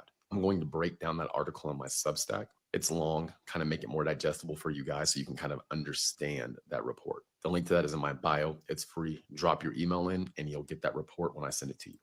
Wow. Just the more and more you hear about that, you're like, they're in the 20%, even on that. Fraud You mean waste. like the 100 to 110-year-old, 100 to 109-year-olds, and then the 110 to 119-year-olds that are getting Social Security? 120. I think that the top was like 300 years old Yeah, it or was something. 300. And they try to put their explanation out, but no matter what, that means they're incompetent. I don't know if I told you guys, but I sent a SQL statement to SQL's a programming language of databases, RDBMS databases. So I sent a SQL statement to, even though it's COBOL, I sent a SQL statement in to Doge, and I said, "Here you go." And it was like update Social Security DB set is deceased equals 1, where DOB is greater than, and I had sysdate minus 200. So it would go back 200 years. So if their date of birth was 200 years ago, right, then set them off as deceased, right? And that solves it right there. But they're like, oh, no, it's not that simple. No, it really is that simple. Actually, you could put in 120 because the documented, 114. the documented, there's a nun, I forget where. Yeah. I thought she was 116, but something in there. Yeah, it said 114 was the highest American, the oldest American. Yes, and okay. Right so now we there's got a few that are like close to 110. But there's a nun and I can't remember. I want to say it's in a South American country, and I can't remember. But she's 116. That's the oldest person in the world. I feel really sorry for that Doge has out at least stat in Rice novels. Lestat from the Anne Rice novels. Hired vampire is getting payments from U.S. Social Security. Oh my God, that's fun. Well, there was a meme out where it was basically some guys and a vampire, and the text was something to the effect about Doge finds the actual footage of Doge interviewing some of the Social Security recipients. Oh wow! And it was a vampire. Well, I had some that were saying, well, are those checks going out? I'm like, yeah, apparently there's checks going out to these people over 110. Here's the worst part is I heard somebody, they said they came around. They don't even know if the checks went out. They just don't know. Yeah. They're still on the list, but now they got to go back. They got to see. Be fired for incompetence. Yeah. I mean, they can't even definitively say whether the money got sent out. That's just or not. That's nuts. I mean, it's insane. Yeah, here you go. Let's see. I want to know about the Eurotard hysteria. Yeah, I'm trying to. Where Eurotard? All right, I got it right there. Eurotard hysteria archives or achieves new height. All right, here we go. Let me get it up there. Eurotard. Let me wait up there. That's not it. That's us. Hang on. What the hell am I doing? There. It was one down. Okay, sorry. All right, so it says Eurotard hysteria achieves new heights. I'm offended by that. Eurotard. I wrote for David Harris Jr. and one of my articles went out and I said, yeah, the extra chromosome Democrat. And this woman wrote in who was apparently a conservative and she was a fan of Dave, and she said she liked my writing overall, but she complained because she had a mentally challenged child. And she said, I don't think you should write that. That's very insulting. And I said, I'm sorry, lady, but I don't even know your child. I wasn't talking about your child. And she wrote me back, and I was polite though, right? And I know you can believe it, but she wrote me back and said, yeah, but you shouldn't be saying something like that. And so I just wrote back again. I said, look, I said, in the vein of, because this was back in the time, I said, in the vein of Al Gore, when he said the extra chromosome Republicans. And I said, so I use that now when I talk about liberals, right? But the point is, why would this woman be upset because I said the extra chromosome liberal, right? I wasn't talking about her retarded child.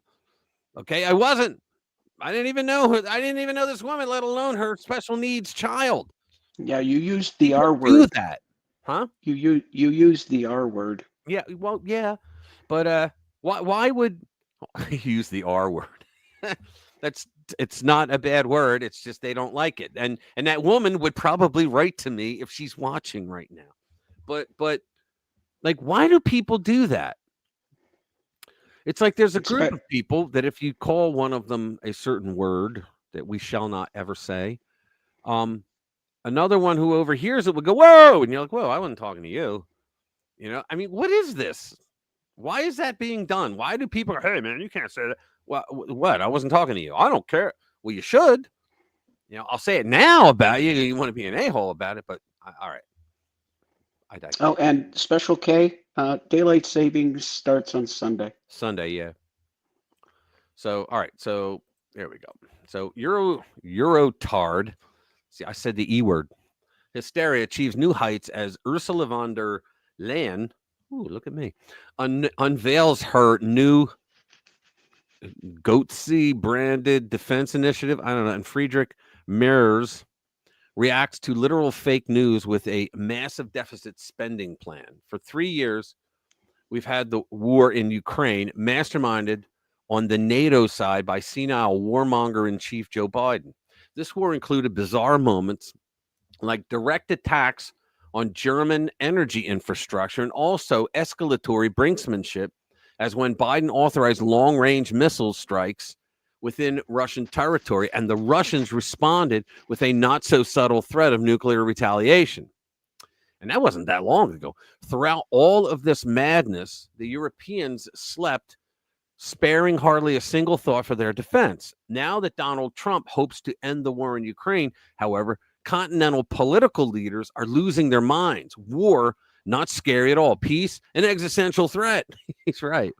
The first way our leaders hope to dispel this disturbing specter of peace is via Ursula von der Leyen's Rearm Europe initiative, which will permit member states to take on billions in debt to fund their rearmament. In this way, the clueless histrionic Brussels juggernaut hopes, in the words of Polish Prime Minister Donald Tusk, to join and win the arms race with Russia, even if, in the words of whoever that is, the incomparable Roger, we must avoid for the moment a confrontation with the new Washington. Becoming a global superpower with a view towards confronting the hated Americans is all about spending and time. You don't need strategy or a plan or anything like that. Those of you wondering whether it might be a better idea to rearm first and then set about alienating our powerful geopolitical partners simply lack the Euro-Tardian vision. These are such serious people that in the space of a few days, they spun up this remarkable logo for their spending program. Let's get rid of that. Oh, look at this. Oh, good Lord. That's awful. Oh, man. Which obviously portrays EU member states smearing yellow war paint on themselves and in no way evokes the most notorious, obscene internet image of all time. Wow, nations just do stuff, but the Eurotards cannot even take a shit without the bizarre ham-fisted branding campaigns. Oh my God, that's pretty funny. They got away with that. As I said, these are deeply serious people, and they also speak very seriously in declarative sentences that don't mean anything. In a public city statement, von der Leyen said that these are extraordinary times, which are a watershed moment for Europe and also a watershed moment for the Ukraine. Such extraordinary watersheds require special measures such as peace through strength and defense through investment. Top EU diplomat and leading Estonian crazy person Kaja Kallas, for her part, noted that we have initiative on the table and that she's looking forward to seeing Europe show unity and resolve. Perhaps there will also be money in the Rearm Europe program to outfit Brussels with an arsenal of thesauruses so we do not have to hear the same words all the time. I love that. Oh my God, look at this. The European defense spending orgy was inspired partly by our deeply spooked and unstable soon-to-be Chancellor Friedrich Merz, whose spiritual animal is a pigeon. Oh man, you got to love that, but I'm not reading the rest. So apparently, Europe wants to arm themselves again because why not? You can go to war, you can threaten people. But I got a question. Sure. Who are they going to be buying all these weapons from? All these missiles and aircraft and from Lindsey Graham, of course. I think Trump is too smart for that. I don't think he would sell them American weapons. Oh, I know. Let's see. What do we got here? Hold on. I certainly hope he wouldn't. Oh, this is going to be good. All right, ready? Let's do this. Which story? Libertarian. Well, it's one that was sent to me. It's worth it. Trust me. Libertarian who will never vote Democrat again. If you watch one video today, this is the one. It highlights the Democrats' shameful conduct during the joint address. Here we go. I will never, ever vote for a Democrat as long as I live, ever again. Of the United States.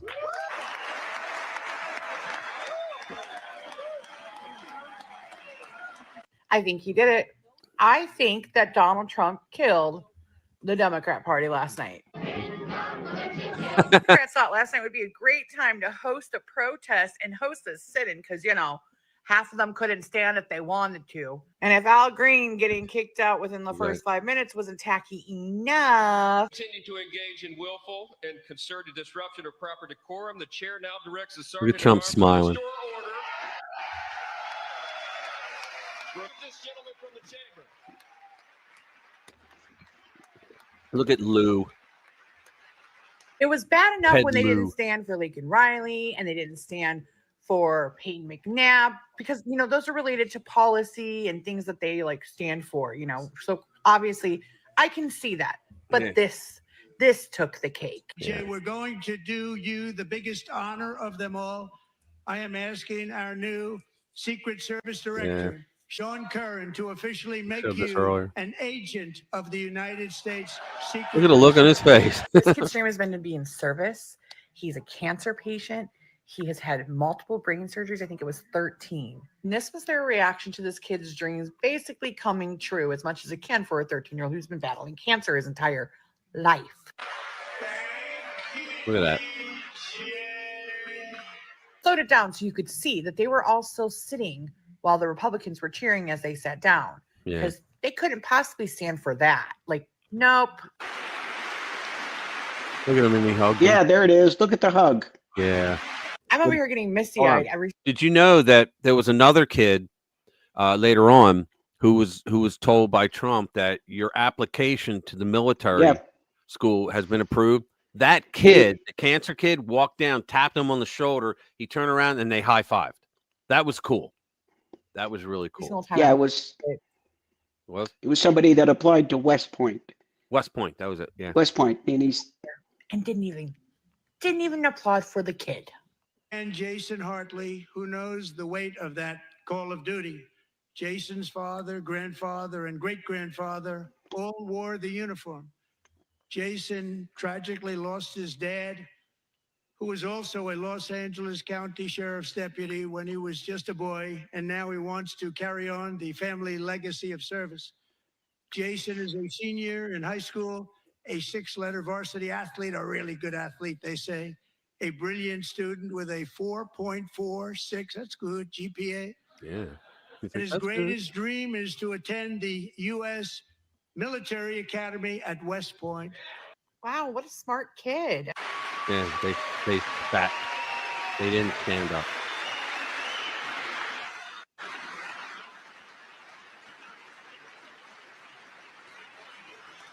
And Jason, that's a very big deal getting in. That's a hard one to get into. But I'm pleased to inform you that your application has been accepted. You will soon be joining the Corps of Cadets. And nope, didn't stand for him either. Like, I literally am getting misty-eyed just rewatching this stuff. Yeah. These people, they're heartless. They are heartless. Heartless. One of the worst things about Everything with these people, with progressives, everything is political. the Everything. administration did was pulling out of Afghanistan the way they did. It's the way that they pulled out that was the big mistake, not Right. that they did. Right. It's just disgusting. And here's what they had to say about that. Tonight, I am pleased to announce that we have just apprehended the top terrorist responsible for that atrocity. And he is right now on his way here to face the swift sword of American justice. To put him in the J6 gulag, see how he likes drinking brown water. They sat there. Look at it. 13 people died that shouldn't have had to. And this should be a win for us. And it was their president. It was their party's president who allowed that to happen. Our entire country. He handed over the security of that airport to the Taliban. To the Taliban. Should want that guy found. That was under your party. Right. She's right. But don't worry. It would only be fair that I make sure you know that they did at least clap and stand once. Millions of Ukrainians and Russians have been needlessly killed or wounded in this horrific and brutal conflict with no end in sight. The United States has sent hundreds of billions of dollars to support Ukraine's defense with no security. With Millions of people have died. Let's clap. Yeah. no anything. Yay!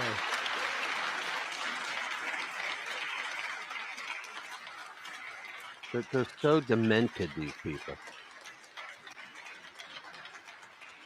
Do you want to keep it going for another 5 years? Yeah. You would say Pocahontas says yes.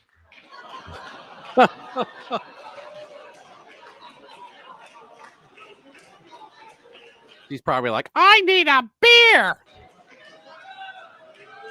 She needs a hip flask. The fact that I used to say that I was a libertarian who leaned left now makes my skin crawl. Yeah, good for Maybe you. the Libertarian Party needs to be the alternative party, and we can have just libertarians and Republicans. Like, get rid of the Democrats. Let's just go. They're done. And if you're still a Democrat after watching that last night, you are truly in a cult.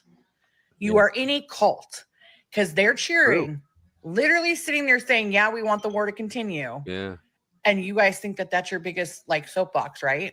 The Democrats in our office right now, they are no longer Americans. They are traitors. I think so. They're traitors. I think so. Yeah. Oh my God. She nailed it, didn't she? Yeah. Chief Crazy Bitch. Yeah. Chief Crazy Bitch. Chief Spreading Bull. You got any others you want me to do? Broken by Trump. I want to hear China. I want to hear the what about China? Yeah, this is interesting. Crapping all over the U.S. This was Chinese. I wrote back to him too.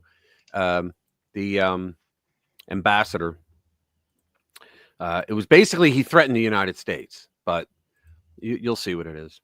So it says China has been crapping all over the USA this week with actual threats. The replies from the White House make me proud to be an American. So, yeah, the guy wrote. From the Chinese embassy in the U.S. If the U.S. truly wants to solve the fentanyl issue, then the right thing to do is consult with China by treating each other as equals. We're not equals. If war is what the U.S. wants, be it a tariff war, a trade war, or any other type of war, we're ready to fight till the end. That was a threat by this a-hole right here. So let's get down to, well, a lot of people wrote a lot of cool things. So he writes that. He says, the U.S. needs to realize that China is not a mirror image of the hegemonic, thank you, U.S. I don't know why I can't say that word. The U.S. should stop viewing China-U.S. relations with an outdated Cold War mentality. Why? You guys are acting like you're in a Cold War. The U.S. must no longer, see, I'm telling you, you must. Fuck you. The U.S. must no longer seek to contain or go after China in the name of strategic competition. So we're not supposed to compete with you strategically? Whatever kind of war it is, a tariff war, trade war, that's what he really wrote, right? So these absolute bozos are out here demanding respect while they control 1 billion people under the iron fist of communism. Do you guys remember, like last year, I think it was, or maybe the year before, where China went and started nailing and welding people into their apartments so they couldn't get out. And there was no way to get food in. And then somebody filmed and got it out of the country, but they filmed, it was good. You would think you were in Manhattan. It was buildings, a line of buildings going down. You just saw the street going down. You saw the buildings on the side, and it was all apartment buildings. And it was a beautiful looking street. But then you heard people crying and saying, please let me out. I'm hungry. And they had to translate it. Of course, it was in Chinese, right? It was in Mandarin, but they were like, it sounded like music at one point, but it was all the people crying. Why are they doing this? And the reason they were doing this because I believe it was Shanghai, and Shanghai had a lot of affluent Chinese people living there. And what happens to a people when they become affluent, when they have money, when they have nice cars, nice homes? What happens? They start demanding rights. They start saying, yo, the government shouldn't be doing that. They don't do it in Europe. They don't certainly do it in the United States. Why are they doing it here? So they taught them a lesson. And they just targeted everybody and started welding them into their freaking homes so that they could just die. They didn't care. Crazy. So here's JD talking about fentanyl. What the president has said is we need a sustained commitment from the government of Mexico to take the job of border security seriously. Fentanyl is the single largest cause of death among young Americans, and we know that a substantial portion of it is, the precursors are made in China. They come to Mexico, they're manufactured in Mexico and brought across the border by the Mexican drug cartels. We want to see fewer Americans dying of these terrible fentanyl overdoses when we're going to apply as much leverage as possible to the Mexican government as possible. In some ways, look, the president obviously cares deeply about the American people. He serves the American people first. I actually think he's doing a huge favor to the people of Mexico, because if they don't get control of these cartels, the people of Mexico are going to wake up in a narco state where the cartels have more power than their own government. President Trump is trying to help. The Mexican government needs to take this issue of immigration enforcement seriously. Yeah, that's right. All right, let's go down further. Here's Pete Hegseth talking about it.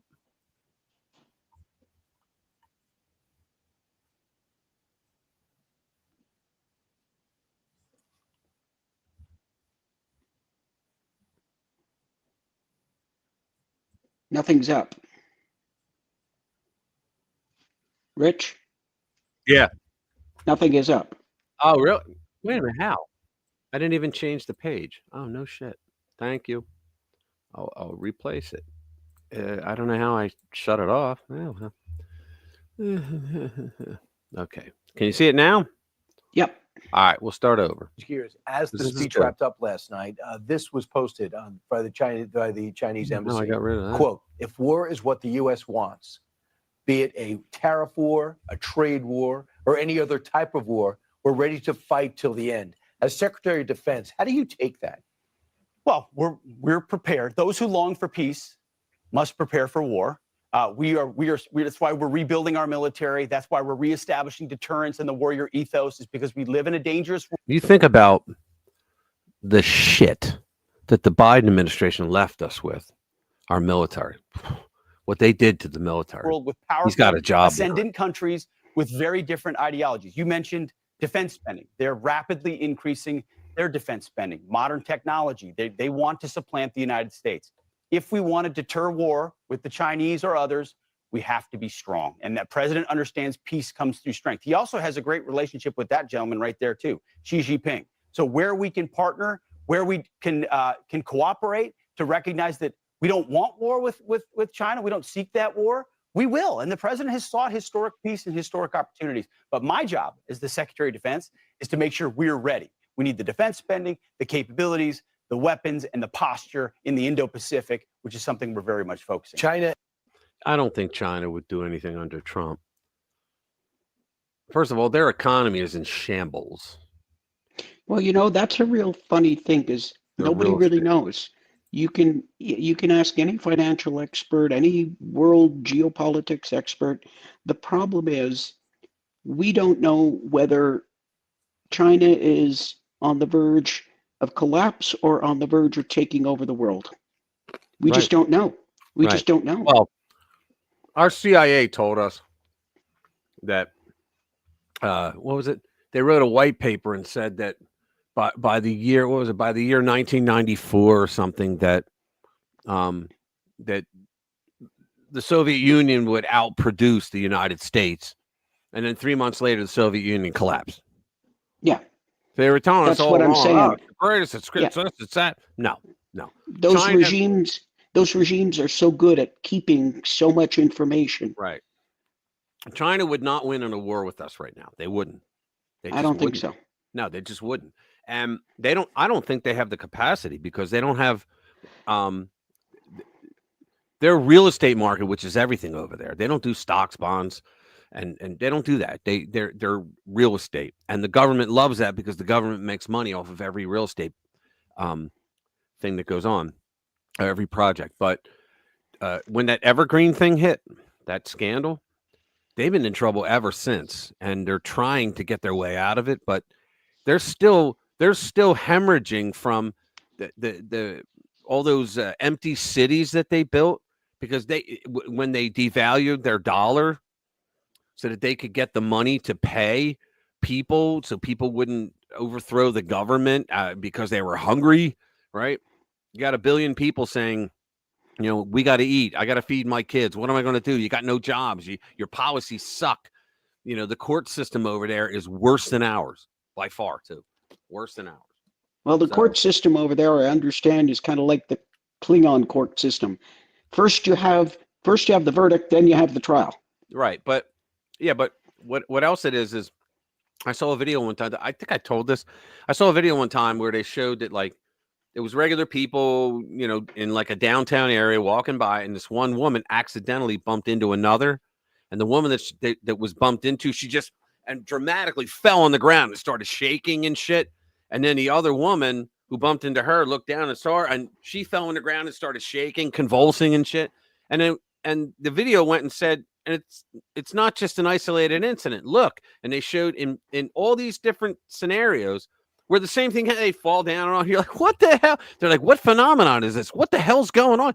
What's going on is that the court system is so screwed up over there that if somebody bumps into you, you could literally, if you have witnesses that say, yeah, she fell on the ground and she was convulsing. I don't know what that woman did, but we know that she bumped into her and look what she caused, and that she could sue and the court would give astronomical amounts of money.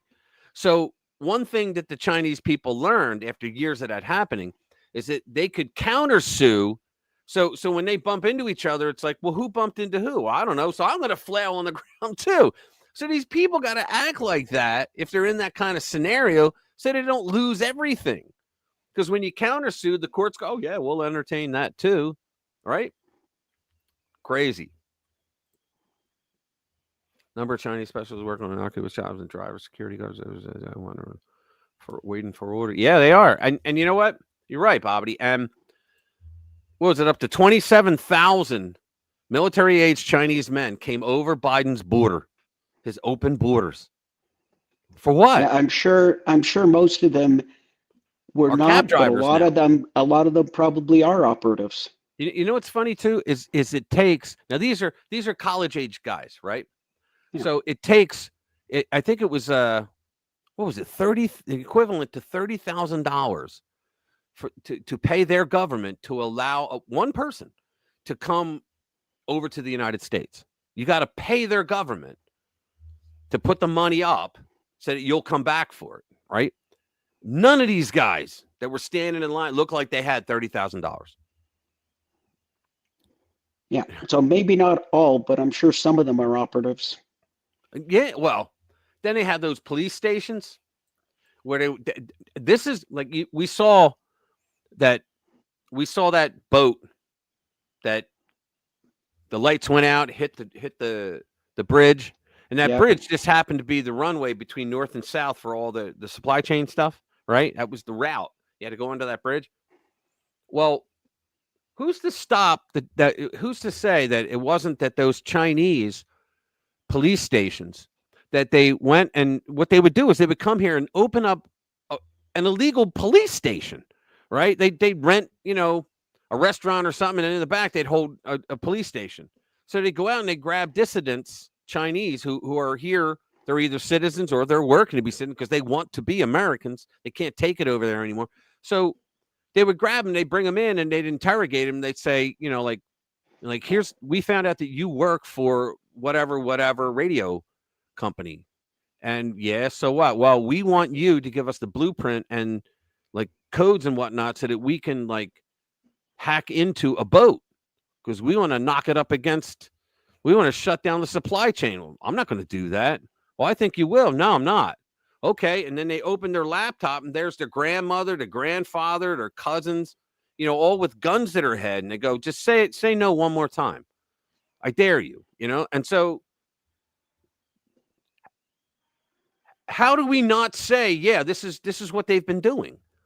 They've been getting like how did they hack into AT&T? Because it was the Chinese that did that. Remember, like a year or so ago, they hacked in and all those networks went down. How? They say that AT&T bragged that their network was proof. Yeah. So was there inside information? Yeah. And I think it was through those tactics.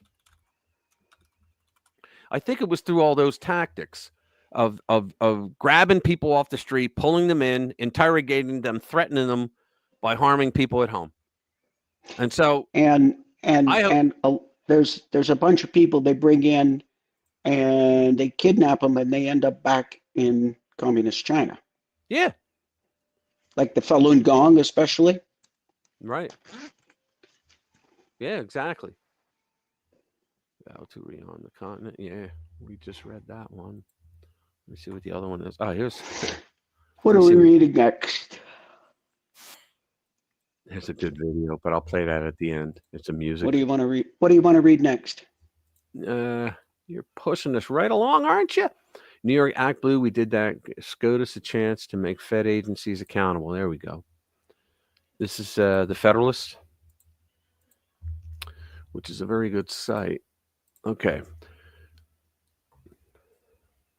Trump gives SCOTUS a chance to make independent agencies accountable again. All right. The Trump administration is targeting court interpretations that have stripped the president of full control over personnel and policy within federal agencies.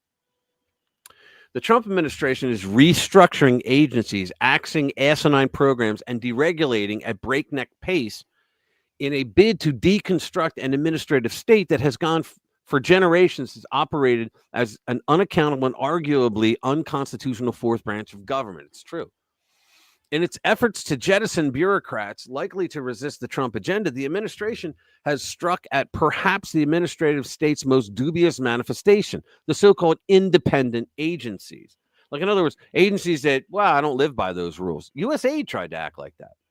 Like, they forgot that they were a federal agency. They thought they were this globalist help organization. With Trump firing of the board member who had been serving as acting head of the National Labor Relations Board, poised to bring the confrontation to a head. Independent agencies mean insubordinate agencies. Progressives birthed the administrative state pursuant to their view that government management was a science to be conducted by purportedly apolitical technocrats with specialized knowledge. Yeah, but those technocrats are now ours. Elon Musk.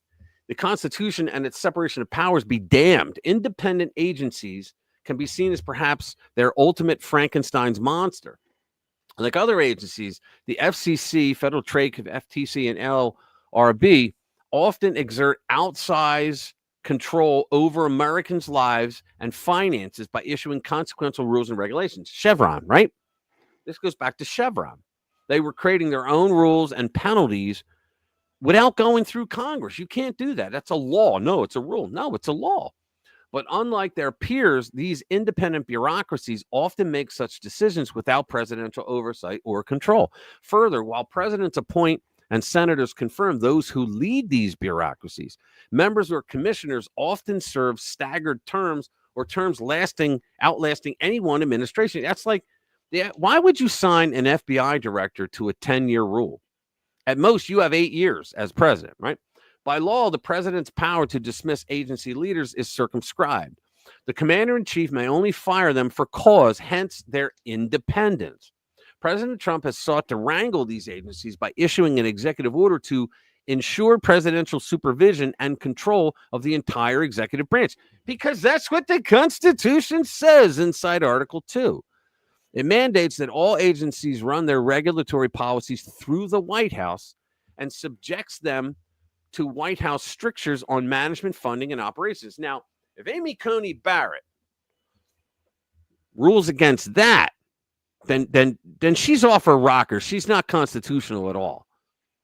I could see why she ruled the other day on Tuesday that way, but on that case. But if she rules against the chief executive of the United States not having the right to have authority over all these agencies under his branch, then everything else is just an academic exercise. Still, ultimately, personnel is policy, and the courts have ruled that presidents may not fire independent agency leaders at will. And the reason they did that is because Democrats would say, oh, they're only firing because he's a Democrat. No, they're firing him because he's either incompetent or he's a scumbag and he's trying to do lawfare. Therefore, the president has lacked full control over personnel and policy within these institutions. I think that's what Plan F was. Schedule F, I think they called it. It was where they changed the status. Change the designation of bunch of they employees. changed them all so that they can fire their asses. The Trump administration says it interprets the law differently and has and you know what? The Trump administration has usually been right when they do this. Interprets the law differently and has vowed to overturn relevant Supreme Court precedent. Its firing of the former acting chief of the NLRB, which in turn recently prompted a lawsuit. But you know what he did? Isn't he the one that just dropped it? I think so. To the Supreme Court. Yeah. And nobody's talking about this, Jade. Why do you think he dropped it? Because he's going to lose? I mean, he was going to lose. He was going to lose. I imagine he thinks he's going to lose. Yes. But why would that be a problem for him? It's not him. If he right here may soon put that precedent to the test. If he lost that sets a precedent that the president can then let other people in other agencies go, right? Because they would then fall under his purview. They would fall under the umbrella of the executive branch, which they are. And so if he lost that lawsuit, so the guy just dropped it. If he'd have won, it would have been great. He would have gone through. But when he saw the writing on the wall, he was like, God, we're going to lose this. And I'll have a lot of people. You don't want to set a precedent. Right. A lot of people are going to be pissed at me because it won't be just me. Then they'll go after any agency that acts independently. Right? That's what that was all about. Let's see. What else do I have here? Hold on. Let's see what this one is.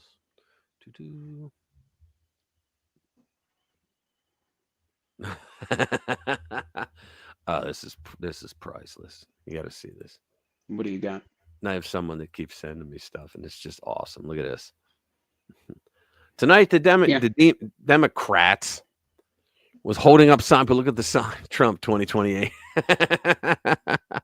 I love what people did. They had one where Rashida Tlaib was saying something like stop the lies or some shit like that on her little sign. And they wiped that out and put, I'm the reason why Muslim men prefer goats.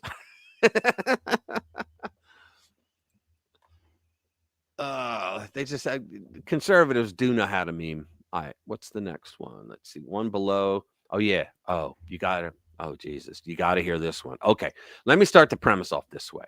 All right. Let me start it off. In South Africa, okay, this is not a very popular opinion, but it's my opinion because I read the history, that in South Africa, apartheid had to be done because there were attacks on the South African people by communists from Namibia and Cape Town, the ANC. And I think we talked about this before, but what happened was, they want you to think that the Boers got there and 450 years later, all right? Oh, you got to go? All right, man. Thanks, Bobby. All right. Thanks for being here. Appreciate it. So they think that they were here for 450 years. They got along fine with black people that live in South Africa, right? And then one day, collectively, all those white people in the government and elsewhere in society said, you know what? I think today we're going to be racist. Yeah, well, let's do that. Let's do that. Right? That's the story they want to throw at you. Yeah, let's do it. Right? No. Let's create walls up and do apartheid, which means separate. Make them separate, right? No, it was because of years of communists coming in and killing white people and blowing up buildings. Nelson Mandela went to prison for blowing up a building. He didn't go to prison as a political prisoner, even though our liberals here told you that. No, he blew up a building. He was involved, okay? And so he planned it. So, and he'll tell you that if he was still alive. He did tell you that when he got out of jail. He said, don't look at me like, a divine person. I'm not. But to his credit. So what happened was they didn't do the apartheid part because at that point it was only the communists, foreigners, that were doing it. And then the communists, like they always do, they got the left-wing media involved. And then you had songs, What's the Word, Johannesburg. You had all that crap going down, right? And so they started convincing black people living inside South Africa that, yeah, they're destroying your lives. They own all the buildings and they own all that. Well, yeah, because it was their land for 450 years. They're not saying, there's no law that says you can't open a business. In fact, a lot of them did have business. So they started attacking white people. So at that point, the most common sense question was, okay, how do we know? Yeah, he was a terrorist. How do we know who's the good South African black and who's the bad one that wants to kill me? They don't have anything painted on their forehead. They don't wear a piece of tape with it written on it. They're not telling you that, right? So how the hell do we know? Because it got so bad, you didn't know who was going to attack you, and most of them did. Robbed your house, raped your wife, killed you. They were just attacking you left and right because the left-wing hype of the communists kept growing and growing. It's like the Israeli thing. Shut up, Streaky. It's like the Israeli thing, okay? Just the outside influence of the commies, just funded everything against them. Well, so what happened was they created apartheid. And so apartheid said, look, we're not going to kill you, but we're going to have separate, because we're dying here. You're killing us. Okay, so all that's out of the way. Mandela, he was a co-president with, I forget his name, begins with a C. And then he leaves and Mandela becomes president. Everything was fine until after Mandela. And then rapidly they went down socialist leader after socialist leader after socialist leader. And so now this is what we have. You ready? The Rubin Report. 140 race-based laws in South Africa, all anti-white. All of them. And you're not going to believe what their president just signed. Watch. 140 race-based laws in South Africa, all anti-white. And 8 days ago, Cyril Ramaphosa, our president, signed into law, and just hear these 3 words: expropriation without compensation. Do you guys know what that means? That means we can take your land and your property and we don't have to pay you for it. The government just said that to a bunch of people that have a 450-year history in building the country, making it the richest, safest country in Africa, in the continent. And now they're being told, we're going to take your farms, we're going to take your homes, we're going to take your manufacturing plants, we're going to take everything, and we're not going to pay you for it. Because eminent domain here always said that if we have to build a hospital or we have to put a highway through, if the efforts of what we want to do outweigh your right to your private property, we will instill eminent domain, but we will pay you the fair price if you accept it. Otherwise, if we go to court and we win, we'll pay you a much lower price. And that's what happens here until once again, the liberals abused that and started saying, oh, well, you know what? We think that a golf course will bring more tax revenue in on that land than your farm. So we're gonna do eminent domain. That's what they started doing. And then Justice Souter was the deciding vote that allowed that, right? So, but what's happening here is he just literally signed an order saying that we're going to take your property and we're not going to pay you. And this is just the straw that broke the camel's back. There's been endless laws, anti-white, boiling us like a frog in a bowl. And all I can say is thank you, America, and thank you, Donald Trump, for taking notice, because we are on the edge of the socialist abyss. So how do you guys get out of this? Obviously, there's a complex racial history there. How do you reverse some of this? I mean, that's an awful lot of laws, and I don't think we can internally. We have to wait till the 2029 national election, and I don't think our economy will survive. It requires some external dynamic to change it. And I think Donald Trump and America taking notice and coming in swinging with a baseball bat may be that dynamic we need. So when you saw over the last couple of years in America, wokeness infecting our systems, and suddenly we were focused on race and we were putting it into it was this very people who said we were systemically racist that were putting racism into the system in a systemic way. It must have given you a little concern about the direction we're going, as much as that's now been rolled back. Well, we've been infected in South Africa with the evil woke mind virus way more than in America. Oh, yeah. We've got it times 2. And there's no momentum in South Africa to reverse it. In fact, it's quite the opposite. Yeah. And the thing is, the number one industry there is home security. Because you have people, Vinny, get the bat. Who is it? When you used to call his house, if Vinny answered, his son, he was a little kid, cute little kid, he'd just pick up the phone. Who is it? They're all like, give me the phone. It was cute as hell. Yeah, so I mean, think about that. In the middle of the night, you would hear a window break and you knew what it was. Somebody was robbing you, or somebody was coming in to harm your wife or do whatever, right? So so security, home security was the number one industry there, because the cops weren't doing anything because it was one side against the other. And I know we're not allowed to talk about it. You know, it's a sensitive subject. You're not allowed to talk about it.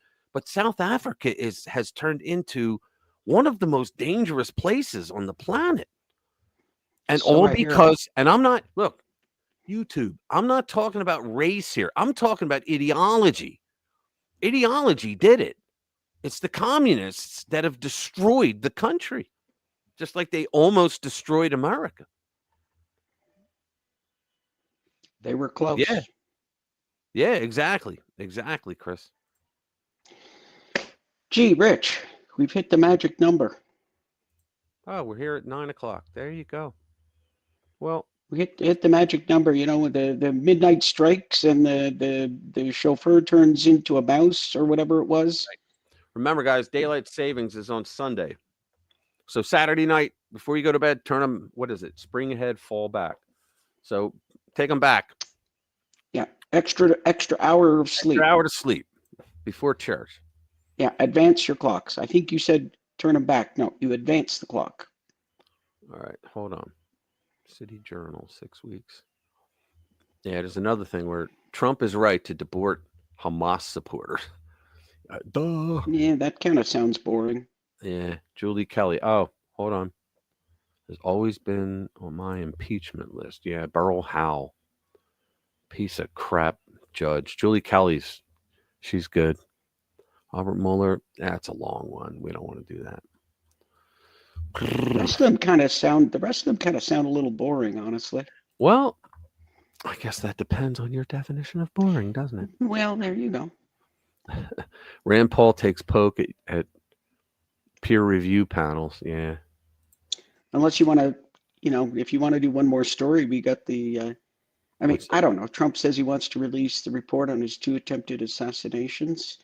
I don't know. That just is what it is. Well, yeah, and I think he, well, hold on. Let me see what this is. Let's see. Here we go. Senator Kennedy is always. I want stories that are going to change my life. Huh? I want stories that are going to change my life. Yeah. All right. Hang on. Are we pretty much done now? Well, go to the lot. Yeah, almost. I want to play one more video. I'm going to do one more. Yeah, this is Senator Kennedy, who's always he's always good. Oh, I love Kennedy. Yeah, here we go. I think Elon Musk is a rock star. The tofu crowd is mad. Tofu. But, you know, when you trim fat, pigs squeal. That's just the way the world works. That's the law of nature. Look at Ludlow laugh. I think Elon Musk is a rock star. The tofu crowd is mad. This is repeating. Trim fat, pigs squeal. That's just the way the world works. I just love the way he talks. Yep. He's the tofu crowd. I love, you know, he's not afraid to say stuff. He's very sharp. Right. Hold on. I got one more. This one's not politics. But hold on. And then we're done. So let's go. There we go.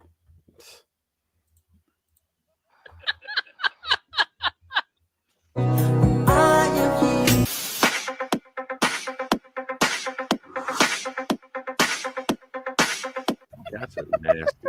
Look at this. Oh, look at that. How much I love you. Gage, you said you wanted to do some nice stuff. Well, here you go. Look at that. I want to spend some time with you. Just the two of us. Never know, dear, how much I Oh, look at love that. He's got his arms around. That's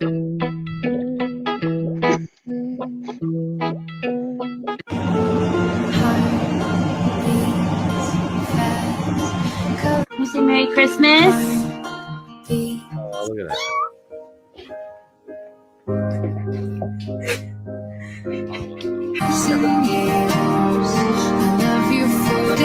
Waiting for you, darling, don't be afraid. No. You cannot lay on the baby. Kitty, I'm so sorry. Cause when you love someone, you open up your heart. Yeah, I saw one. It was this guy. He had two dogs.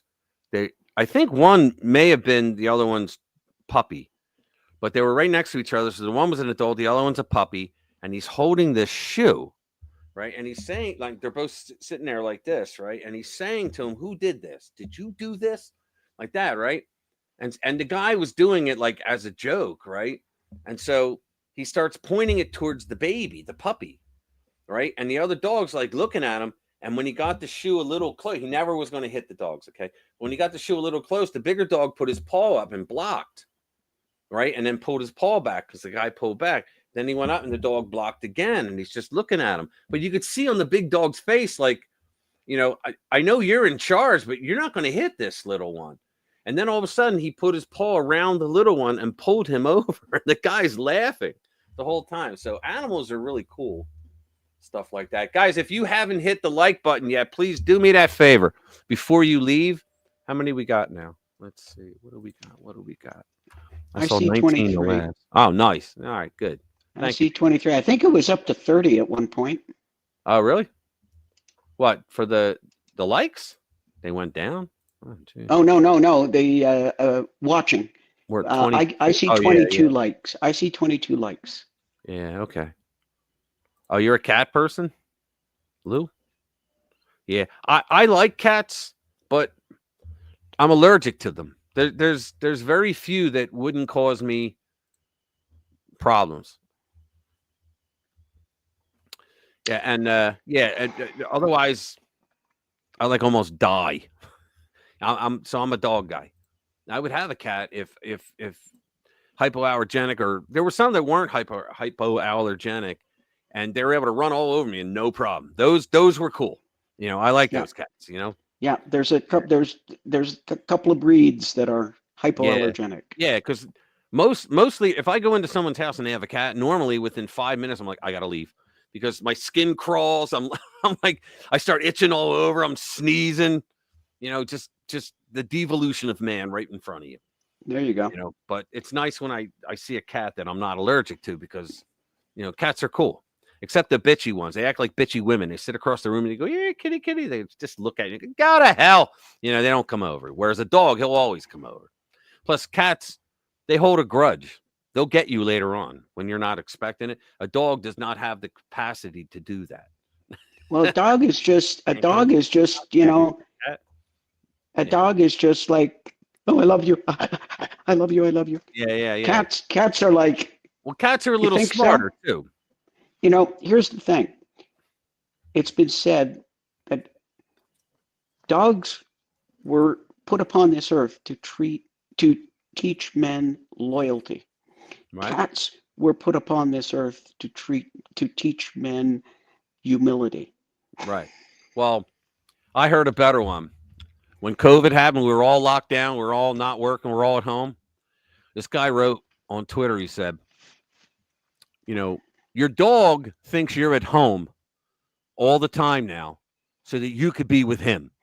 Your cat thinks that you're at home all the time now because you are the loser that he always knew you were and you lost your job.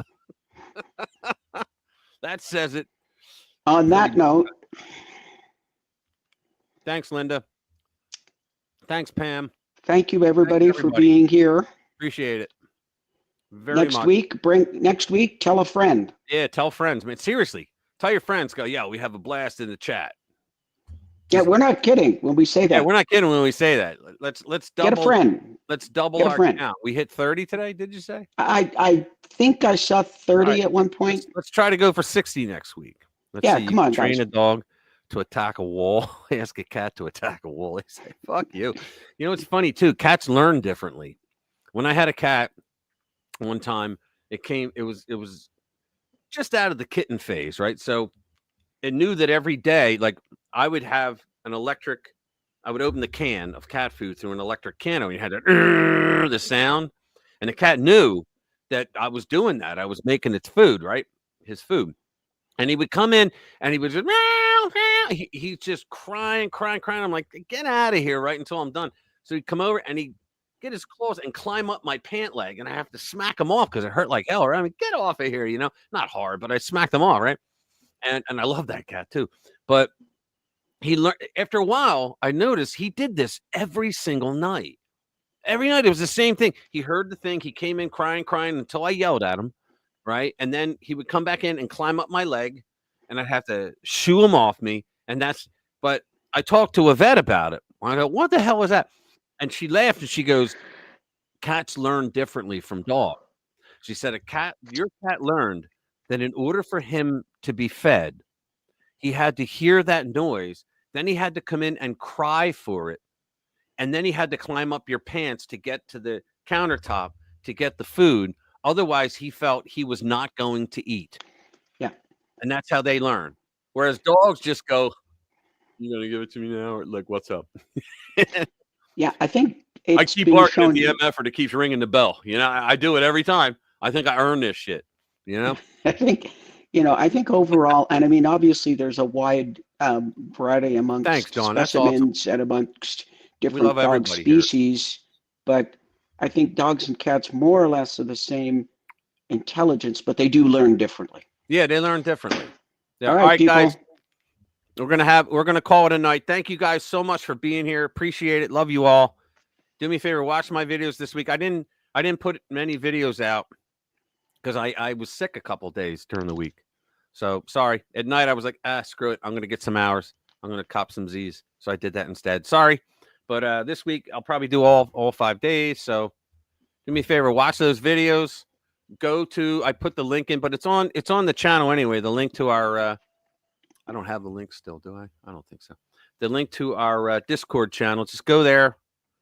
You get alerted to all our videos, all our articles that we write, and they're all free.